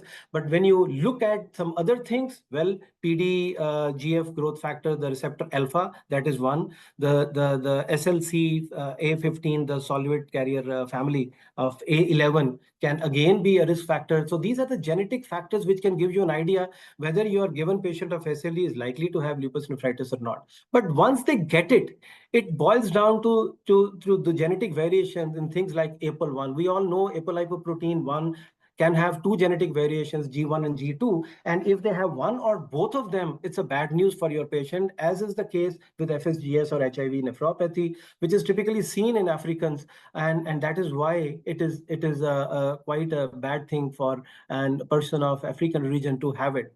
It happened because they were wanting to protect themselves against sleeping sickness, but when they got SLE, it was a bad news for them. Moving on, the management, and this is where I'm going to focus on the topic allotted. I'm sorry if I took you to the basics, took a lot of your time talking about the basics, but then this is what the current guidelines are talking about. Reinforcing our faith in anti-malarials. Well, it's a great news to use anti-malarials in lupus, but SLE. But when it comes to lupus nephritis, it again has been shown to reduce the development of lupus nephritis in a patient of SLE who was given the benefit of antimalarials. The response of therapy becomes better. There is a fewer chances of having kidney flares in these patients, and the progression to kidney failure becomes much less common if your patient has had been on antimalarials. Well, this is why, and this is a very nice article in Rheumatology 2023 by Penna Vizcara. As you can see here, the complete response were better seen in patients who received antimalarials. Even partial response was better. There was a significant reduction in lupus renal flares. As you can see, the adjusted hazard ratio was 0.63, 37% risk reduction, and kidney failure, 63% risk reduction if you chose to give them the benefit of antimalarials. So of course, it becomes a must, I would say, to put all your patients of SLE on antimalarials. But the caution here is something which we at times forget, to look for retinopathy at regular intervals. As you can see here, after 7 years of use, there was 8.8% incidence of retinopathy, at least in their study. Now, there are some adjunctive therapies as well. So what are these? Of course, as a nephrologist, we can't shy away from the fact that we need to educate our patients about taking care of attenuating the cardiovascular risk, which is true for any other CKD as well. The proteinuria needs to be brought down, not just via the blood pressure control, but preferably by RAS, giving them RAS blockers. And now there is enough data to talk about the use of the good effects of SGLT2 inhibitors as well. Of course, we need to protect them against infections via vaccination, and also take care of their bones and minimize the risk to ultraviolet light. And of course, these are young females, so you need to make sure that you take proper care of women in their productive reproductive age group via the role played by the gonadotropin release hormone agonist, and of course the risk of cancers in these patients, especially because of the immunosuppression as well, including cyclophosphamide. And of course, we need to guide them, counsel them against unplanned pregnancies. Now, so this is important. We are now wanting to see how do we in 2024 be supposed to be taking care of the various classes of lupus nephritis. Talking first about class 1 or 2, we all know they're milder. They do not very often need any specific treatment. All that you need to do is take care of their low-level proteinuria via RAS blockers or SGLT2 inhibitors, and you need to give them immunosuppressive therapy only if the extra renal manifestations demand. Otherwise, if these patients have nephrotic syndrome, think of the possibility of lupus podocytopathy, where of course you have to get the electron microscopy done and now treat them on the lines of minimal change disease. There are going to be chances of relapses, and again, you will want to use your knowledge of management of minimal change disease while handling these patients. Now, the common variety. We know the commonest is class 4 lupus nephritis, and class 3 is following close behind, and there's a shift of class very often. So this is the real lupus nephritis when we are wanting to know how to treat them. Now, whether it is they are alone or with or without membranous, the treatment remains the same, which means that if membranous is associated with class 3 or class 4, you treat on the lines of class 3 or class 4 lupus nephritis management. So that's one. I'll come back to this, a very interesting statement a little later if time permits. But here, you would want to use initially the glucocorticoids, maybe a pulse dose, and we are going low on glucocorticoids, including the pulse dose. We used to use 1 grams of pulse methylprednisolone till about a few years ago. Not any longer. Most of us would want to limit the dose of pulse methylprednisolone to something like 0.25 grams to 0.5 grams. And of course, now you are left with the choice of giving either MPAAs, the mycophenolate phenolic acid analogs, or the low dose intravenous cyclophosphamide. And now the game changers.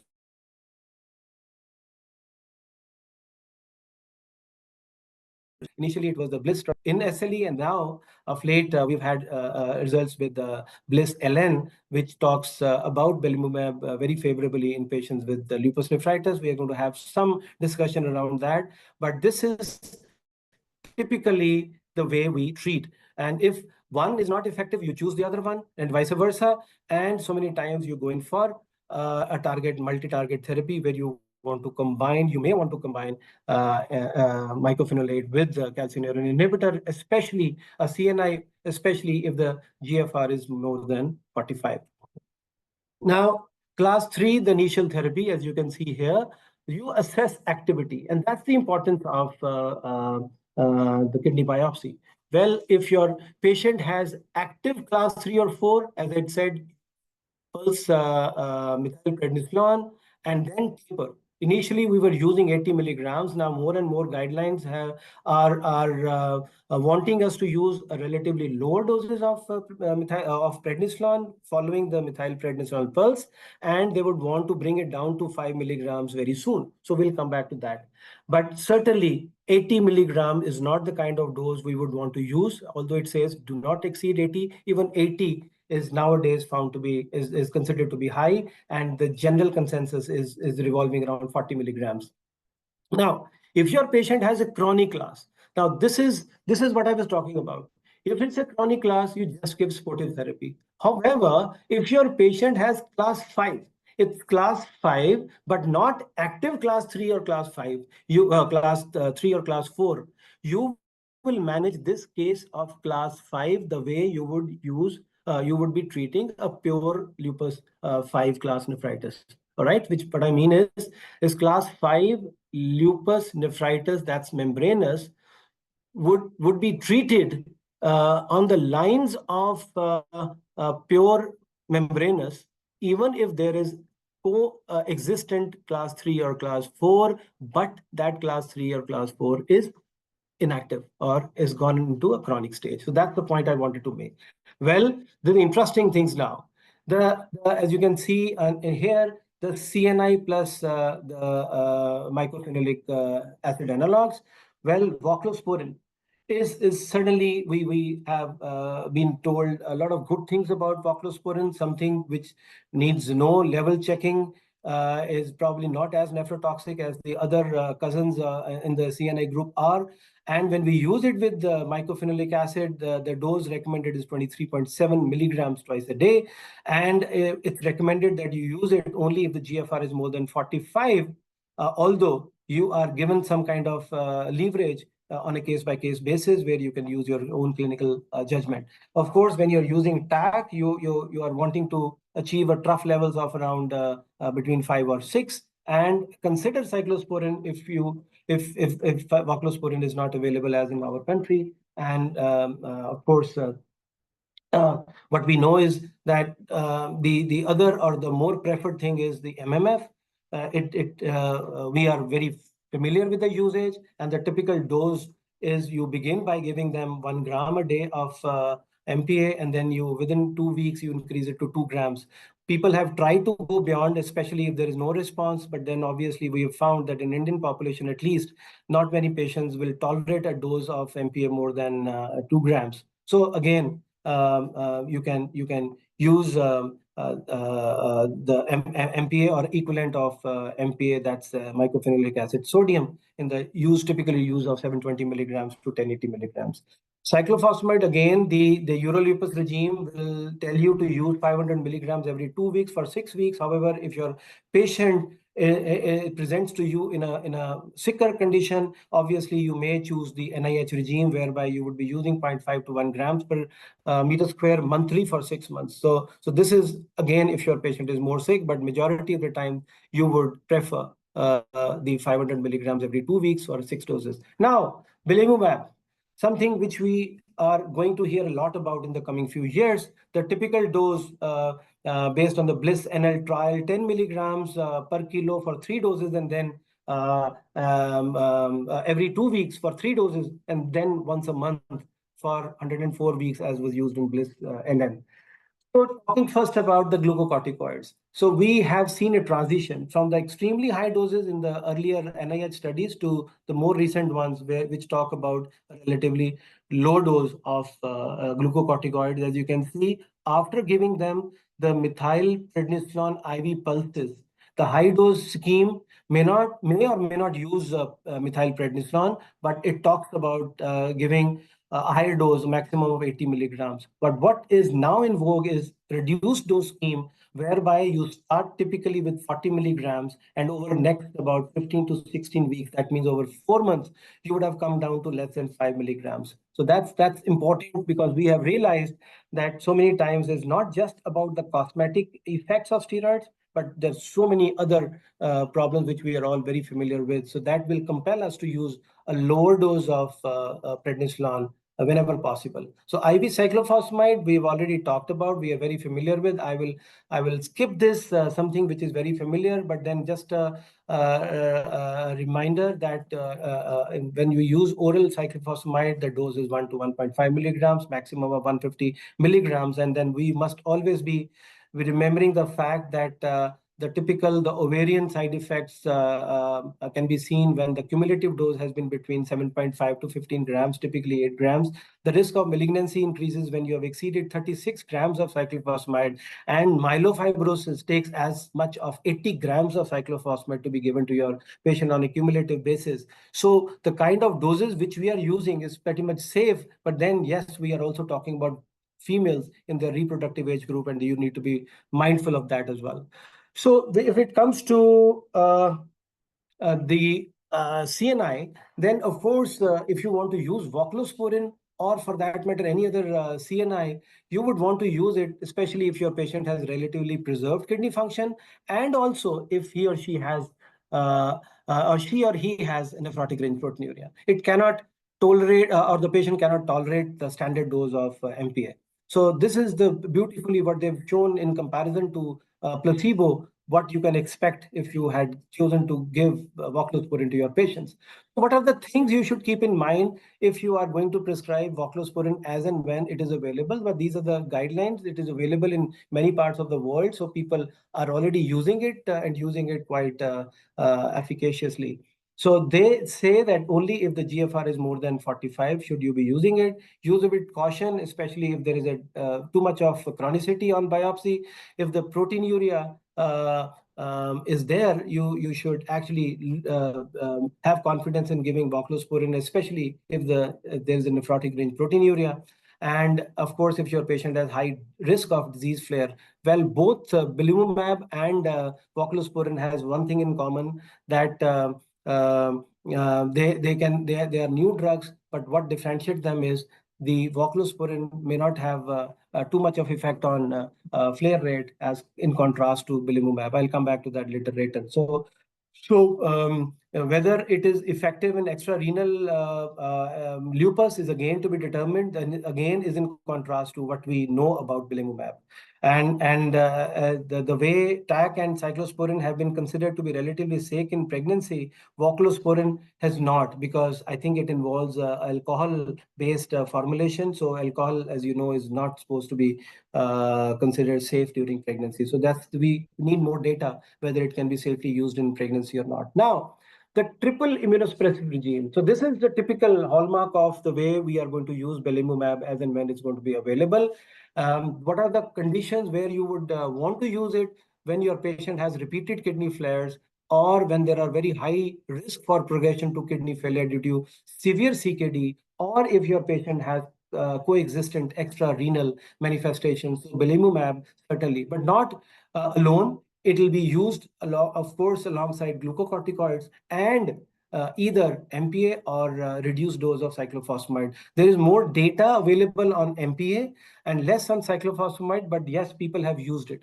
Now, interestingly, when they first set about knowing whether belimumab is effective in their patients or not, they were looking at the primary response rate, the primary efficacy renal response of proteinuria less than 500, and they found to their dismay that it was not coming statistically significant. They changed this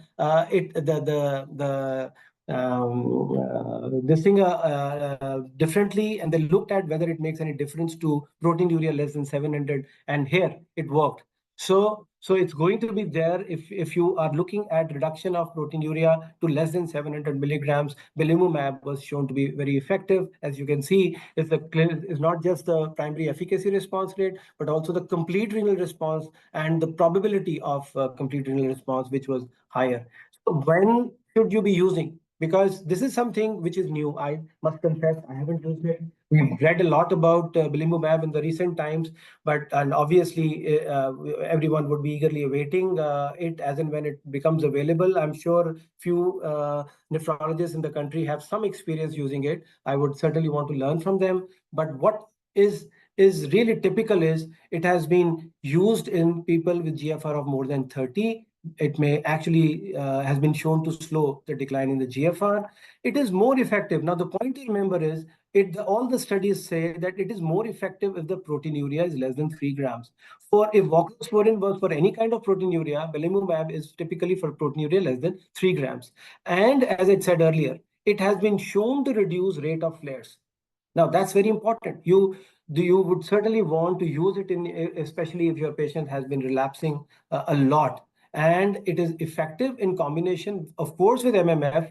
We don't have too much of robust data with cyclophosphamide, but people have used it alongside cyclophosphamide as well, and with quite impressive results there as well. And of course, it came in for lupus nephritis rather late, but we have a long track record of its efficacy in extrarenal lupus because of the BLISS 1-2 trials initially before they embarked on this journey. Now, what are the newer therapies? Very, very interesting. We at our center have been part of a few of these trials, so we are really wanting to peep into the future as to what will prove to be the most effective therapy, as you can see here. And if I were to pick up one, I'm quite excited about what this new drug, name zitomib zomib, which is a new in the class, which is it takes care of the immune proteasomases. As you know, the immunoproteomases, they have action against involving whole lot of things, including the dendritic cells, the macrophages, and of course the shifting from B cell to the plasma cells. As you can see here, it seems to be blocking all these important pathogenetic mechanisms. So I think, and there have been some trials initially which have talked a lot about. I think it's something. It's Kinar. That's Kinar or Kesnar is the name of the company which is bringing it out. So some very interesting days ahead as far as this particular drug is concerned. We have heard a lot about etacicept, as you know, is a dual BAFF and APRIL inhibitor, has probably some role to play. Lenanulab, again, is something. Anifrolumab, something which takes care of interferon. We were part of this TULIP LN trial as well. Unfortunately, as you can see, secukinumab, the trial was called off. It was targeting IL-17. It was not shown to be very effective. It's been called off, but there is a lot of optimism as far as the TULIP LN is concerned. And of course, something to do with these new drugs targeting the complement pathway. Narsoplimab, I'm not too sure. At least narsoplimab was called off when it comes to IgA nephropathy. But really, I think exciting days ahead as far as these are concerned, the new therapies are concerned. About maintenance therapy. We'll try to reduce the prednisolone to less than 5 milligrams as possible, as quickly as possible. As I said, within 12 weeks, and by 16 weeks, you should be down to about 2.5 milligrams, majority of your cases. MMF, again, 1 to 2 grams, depending upon the tolerability of the patient. And especially if your patient has initially been found to be relatively resistant and was requiring target therapy, so continue them on a triple therapy. Well, if your patient does not tolerate mycophenolate, you may choose azathioprine, from what we have learned via maintain trial and the AMS trial. Few people doubt that it is as efficacious as MMF, but then I think it's a poor girl's drug, I would say, and we should not believe that this is far inferior, although most of the data says that MMF is more superior. Well, if the patient does not tolerate MMF and azathioprine included, some peculiar situations, you can have your faith in CNIs. And the Japanese talk a lot about mizoribine, and then also the rheumatologists talk about leflunomide. So, as I already talked about this, we can skip this. We can try to discontinue glucose corticoids at the end of 12 months, especially if there is a complete renal response. But then again, that is fraught with some kind of risk, because, as I said earlier, the clinical remission may not actually translate into a histological remission. But then you must remember, you are not stopping MMF. And how long to give MMF? We initially thought 1 year, 2 years, and now we want to give it for at least more than 3 years. And people generally are preferring to give MMF in their patients for as long as 5 years. So I think we can have some discussion around that as well. Patients treated with triple immunosuppressive regimes, and I think this is one area which we as Indian nephrologists will need to learn as and when belimumab is freely available. So as you can see here, if the patient has been on belimumab, this can be given for almost like 104 weeks, as was in Bliss LN trial. And of course, you are going to maintain low-dose corticosteroids. Well, about the voclosporin, again, that the Aurora trial talked about 52 weeks duration, but I think if you are monitoring their renal functions, you need not monitor the levels. That's the beauty with voclosporin. But then, of course, you will need to keep a check over the nephrotoxicity, which is, of course, as I said earlier, far less as compared to the other available CNIs. Class 5. Now, class 5 also is a fairly common entity. Now, whether it comes alone or comes with class 3 or 4. But when it comes with class 3 and 4, we were already talked about the way we should treat class 5. But when it is in isolation, it's a pure class 5 lupus, you look at the level of proteinuria. If the proteinuria is low, all that you have to do is keep on checking it on a regular basis and keep on reposing your faith in RAS blockers and SGLT2 inhibitors. And you give them immunosuppressives only if the extrarenal manifestations demand. While if your patient has nephrotic range proteinuria, of course, the treatment, apart from the control of blood pressure, especially with the help of RAS blockers, is to give them a combined, which certainly includes glucocorticoids. And then you also have to include one of these. Very commonly, we use MMF and, of course, hydroxychloroquine as well. So now this is typically the summing of lupus nephritis management. As you can see, on the left-hand side are the adjunctive treatments. But when it comes to, and then of course, hydroxychloroquine, we start off with MMF or cyclophosphamide, and depending on the response, we may shift from one to the other.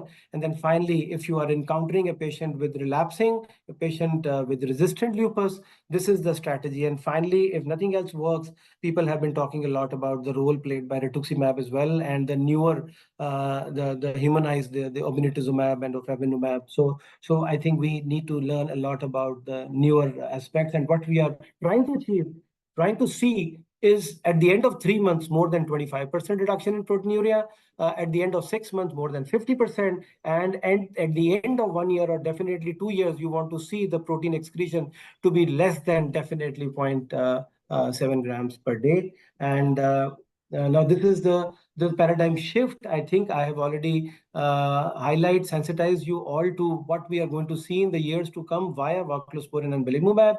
And then, of course, we need to periodically assess the treatment response. As I said, you would want to know whether your patient is in complete remission, depending upon the proteinuria, whether there is a primary efficacy renal response. This PERR concept came from the belimumab LN trial. So 0.7 grams, you would wonder why 0.7 grams suddenly, while we were debating between 1 gram and 500 milligrams. The partial response is when the proteinuria reduction is to the tune of 50% and to less than 3 grams.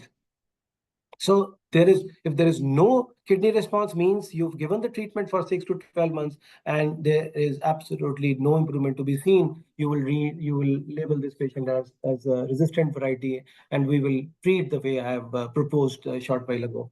Well, this is management of unsatisfactory response. Now look at the way the we. last slide, I think. I think if you order General Verma, I can stop it right away. Because So it's couple of 8:30. more. So you need to verify the adherence to treatment. You need to know whether you need to repeat a biopsy at any point this time, and of course consider the following agents as I talked about earlier, especially. So treatment of relapse, I can skip again. Maybe we can have some discussion if time permits. And of course, you also need to view any patient with this kind of clinical presentation, whether he or she has thrombotic microangiopathy, and especially even before you get the ADAM-TS levels done, you can have a fairly good idea by looking at the plasmic score of your patient. If the plasmic score is already more than 5, go ahead, do the plasma exchange. Otherwise, wait for the ADAM-TS 13. If it is very, very low, think that it is an SLE with an associated TTP, and again, you will have to do plasma exchanges, of course, with the help of steroids, rituximab, and of course, that very expensive thing called caplacizumab. Well, lupus in pregnancy is again, I think we can have some discussion if time permits. And this is typically approach to a patient with lupus during pregnancy. You stop, you terminate the pregnancy. You not allow if the patient has severe cardiac disease, pulmonary disease, advanced CKD, and stroke within the last 6 months. And you can safely continue HCQS, CNIs, azathioprine, while it's no to TAS blockers and MPA. And of course, your patient should be on low dose aspirin to prevent PIH in these patients. And children as well, I believe there are more of adult nephrologists here. We can skip again some discussion if General Verma permits. And of course, lupus nephritis and kidney failure. Now that's very important. So you can opt for hemodialysis, peritoneal dialysis. Then obviously these are younger people. You would always want to offer them kidney transplantation. We used to believe that to give them a time of about 6 months for the disease to burn out. Now we believe that it's already burned out by the time they're on dialysis. And there's enough data which says that if you delay transplantation by more than 3 months, the life on dialysis for those 3 months alone can throw some challenges, and the results post-transplantation were not as good if you did not allow your patients to wait once on dialysis. And of course, if your patient has APLA, you will want to be very, very sure about the prophylactic. So key messages for everyone who has joined us today. Before the start of immunosuppression, we should take effective measures to minimize the risk of complications. Anti-malarials is a must, and you must always remember to have an ophthalmological examination done periodically, at least, especially after the first 1 year. Consider the lowest possible dose of steroids, individualized selection. You can go in for a triple immunosuppressive therapy for up to 2.5 to 3 years, especially if your patient was difficult to treat initially or was having frequent relapses. Transplantation, as I said, is a preferred choice once they reach a stage of end-stage renal disease. And the choice of initial therapy, please remember, is often based on so many factors. And these are the ones which I have enumerated here. Well, thank you very much. And I think I'm sure I do apologize for overshooting the time allotted. But then It was, chairperson, sir. Thank you, Dr. Fuller, for an excellent presentation. And it was though exhaustive, but very informative, and 2024 guidelines. I have one question. Belimumab, you said, should be given when the proteinuria is less than 3 grams and the relapses were very less. Could it be due to the bias because you are choosing the patient whose proteinuria was less, and that is where the relapses are less? so you have a point, Dr. Ramesh. I think it's the other way around. So it was found to be more effective if the baseline proteinuria was less than 3 grams. But about relapses, those patients who have had relapses in the past and do not have a very high proteinuria probably could be the candidates. If your patient has a very significant extrarenal manifestation of lupus, probably this would be the case for belimumab. And I think many of these patients were put on steroids, belimumab, and MPA, and were not on cyclophosphamide. Cyclo is something which we know is very effective, the most important tool we have in our hand. But also we do remember that the patient sitting in front of us is typically a female of child reproductive of a reproductive age. Yeah.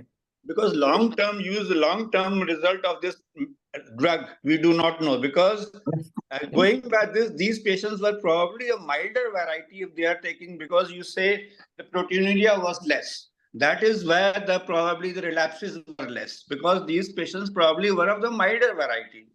You're right. I think, as I said at the outset, that we don't have much experience. We have heard more and more about belimumab, but I think only once it's available to us, once we have a hands-on experience, we will learn the nitty-gritties of what is the best way, what is the best cohort of these patients where we should actually repose our faith. Quite true. I totally agree with you that. But I think what you are referring to is, if your patient, the other spectrum, the other drug which we have been hearing about is voclosporin. If your patient has heavier proteinuria and if fortunately does not have a significant GFR deterioration compromised, so then I think you can probably use voclosporin. When I think that's more in comparison with the other CNIs. But still, the time tested will remain steroids followed by either MPA or cyclophosphamide till the time we have those newer therapies. And as I said, I'm quite excited about what the class of immune proteasome inhibitors will show. Yeah. Thank you. And the other question always will be there: what will be the end point of the treatment? Yeah. So the treatment is always a challenge to a treating nephrologist.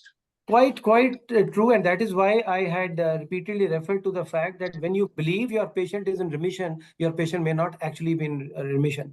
And we burnt our fingers by stopping the immunosuppression prematurely. I think what needs to be learned is you should give them therapy for, I think, at least 3 years, but I personally would favor 5 years. I don't know. I would want to hear from Dr. Kher as well. What is his policy? But I would believe that if you stop immunosuppression prematurely, there are going to be very, very high chances of flares. And I think if you are wanting to minimize the toxicity, then obviously we will go in for, and that's why people have been talking about belimumab and others, if the toxicity potential is less as compared to others. But I think it is extremely important to consider doing a biopsy and making sure that the clinical response is in line with the histological response as well. If you see a very active disease, you see so many times even class 4 may not have a microscopic hematuria. We all know that. There in a series, it was seen in 5 to 40% of class 4 did not have microscopic hematuria.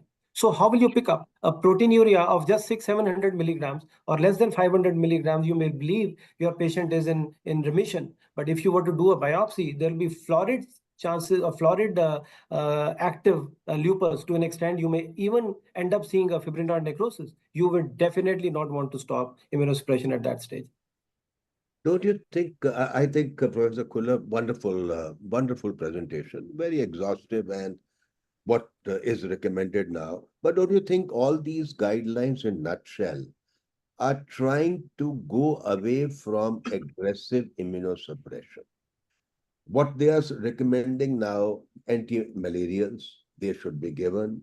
You are recommending that reduce steroids pretty fast. By 12 weeks, you are coming to 5 milligram. You have practically gone away from NIH regime, has practically gone. You are trying to give low-dose cyclophosphamide, if at all. And you want to give lower immunosuppression for longer time for maintenance. What you are giving for shorter period, now you want to give for 3 to 5 years of low-dose immunosuppression and keep the disease in check. That is the general message. I thought which patients you are trying to give triple drug immunosuppression. So your point, I think before I answer that question, General Verma, you're absolutely spot on. So what we have realized is something like what we thought about ABO incompatible transplant, that they're very high risk. Same about lupus, because there was very high fatality rate with the lupus initially. And suddenly with the availability of cyclophosphamide and then subsequently MMF, we realized that this is fairly easy to to bring lupus under control in good about 70%. All these newer therapies will take into account those 20 to 30, where we find the disease to be relatively refractory. But what we realized was there was no use giving a toxic doses of steroids. It was of no use. So that is why we are talking about relatively low dose of steroids, tapering them early, and the kind of faith, especially in our population with MMF, I mean, even the Africans. So now there is going to be a difference whether which drug would you want to use in Caucasians, in Africans. So we don't know where we as Indians fit. The Chinese will talk about the advantages of MMF, but then we know even in India, cyclophosphamide may be the need of many of these patients. So, but what we have realized is you do not need aggressive therapy. When do we need aggressive therapy? Is when your patient presents with some catastrophic events. So many times you would know initially SLE patient looks very sick initially, because we don't know that at that point in time, how will she really typically respond to the treatment. But after 2 pulses of cyclophosphamide, the whole game gets changed. But NIH is to be used very sparingly, only if you have something like a very rapidly deteriorating renal function, a crescentic glomerulonephritis, your patient has many extrarenal manifestations as well. So I don't think we are going to be wanting to use NIH regime very often. But yes, in some small subset of patients. Talking about the triple which you had asked, well, so many times you have used MMF, it doesn't work. You shift to cyclophosphamide, it doesn't work. And now what do? The proteinuria is increasing right in front of you. So if the proteinuria is increasing, obviously you would want to bring in cyclosporin, CNI. So which means in India, we are talking about PAC or cyclosporin and not about voclosporin as of today. But yes, the multi-target therapy is something which you have to resort to. One thing for the residents, you see, if your patient has worsening proteinuria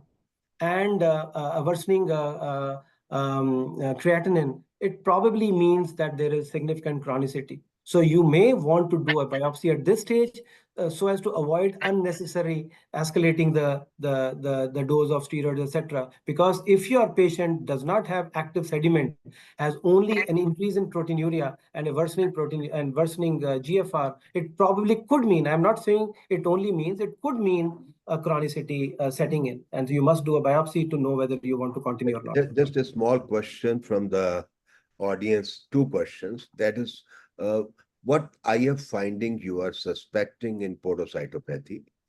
And if you are, because logically I feel everything like in lupus, you get all full house you are getting, but you start suspecting if there is significant amount of proteinuria, whereas the lesions are fitting in class 1 or 2.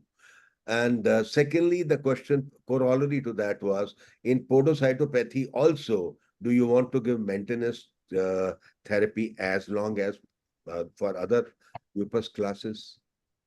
Yeah, so the one aspect of the answer will be what the literature says, and the other is what I personally follow. So talking first about the immunofluorescence, we know that a typical immunofluorescence on with podocytopathy may not show you much. It may not have the classical full house this thing. It may look like just a minimal change disease, and there could be some IgG deposits there. This is to the best of, to at least my understanding about it is. So you need an electron microscope to be able to know whether you are. Where will you suspect lupus then? So no. So IgG. So here is a patient with the positive ENA, is a dsDNA positive and C3 is low. You are doing a biopsy, and the biopsy shows you a very minimal change in disease, not much of immunofluorescence deposits. You will now resort to electron microscopy, and that will show you podocytopathy. The way you treat it is you treat on the lines of minimal change disease. There is going to be a dramatic response. Ordinarily, you would not want to use high-dose steroids for patients with class 1 or class 2, but here podocytopathy would be an exception. Now, podocytopathy could be with the minimal change disease lesions or FSGS kind of lesions. Depending upon that, you will have to tailor make your therapy. The response comes in early. but people have burned their fingers again here if they were going to stop immunosuppression early. There are chances of relapses here as well. So that is where, depending upon the behavior of a given patient, you may want to have a small dose of immunosuppressive therapy given to them for a longer period of time. Dr. Manish, your comment and then Professor K's comment, please. Dr. Manish, you are mute. Sorry, sir. No, sir has covered everything, sir. So I think if everything is done, we should call off the meeting and back to you and Kate, sir. No, I think I would agree with Manish, and I think there is very little left to sort of discuss at this point, because it's a very exhaustive kind of a review which Dinesh did, and such a good overview of lupus. So I think we should call it a day. It's already 8:45. We've had 6:30 onwards, so I think people must be tired now about this. So I think from my side, I think we should thank Microlabs and maybe look forward to seeing all of you again on 3rd of October. And from my side, as well as from the chairpersons and General Verma, and we must thank all the speakers for wonderful presentations today. And we look forward to seeing you again on 3rd. Goodbye and best wishes. Good night. Good Bye-bye. night, sir. Thank you. Thank you, doctor. Okay. Thank you, Dr. K. Thank you, everybody, sir. Bye-bye. Thank you, sir. Bye. Namaskar, sir. Namaskar. We had almost over 100 patients on 100 listeners on Zoom and equal number on YouTube. That's right, Yes, Deepak? sir. Yes, sir. Yes, sir. Okay. Thank you, sir. Thank you very much, sir. Thank you.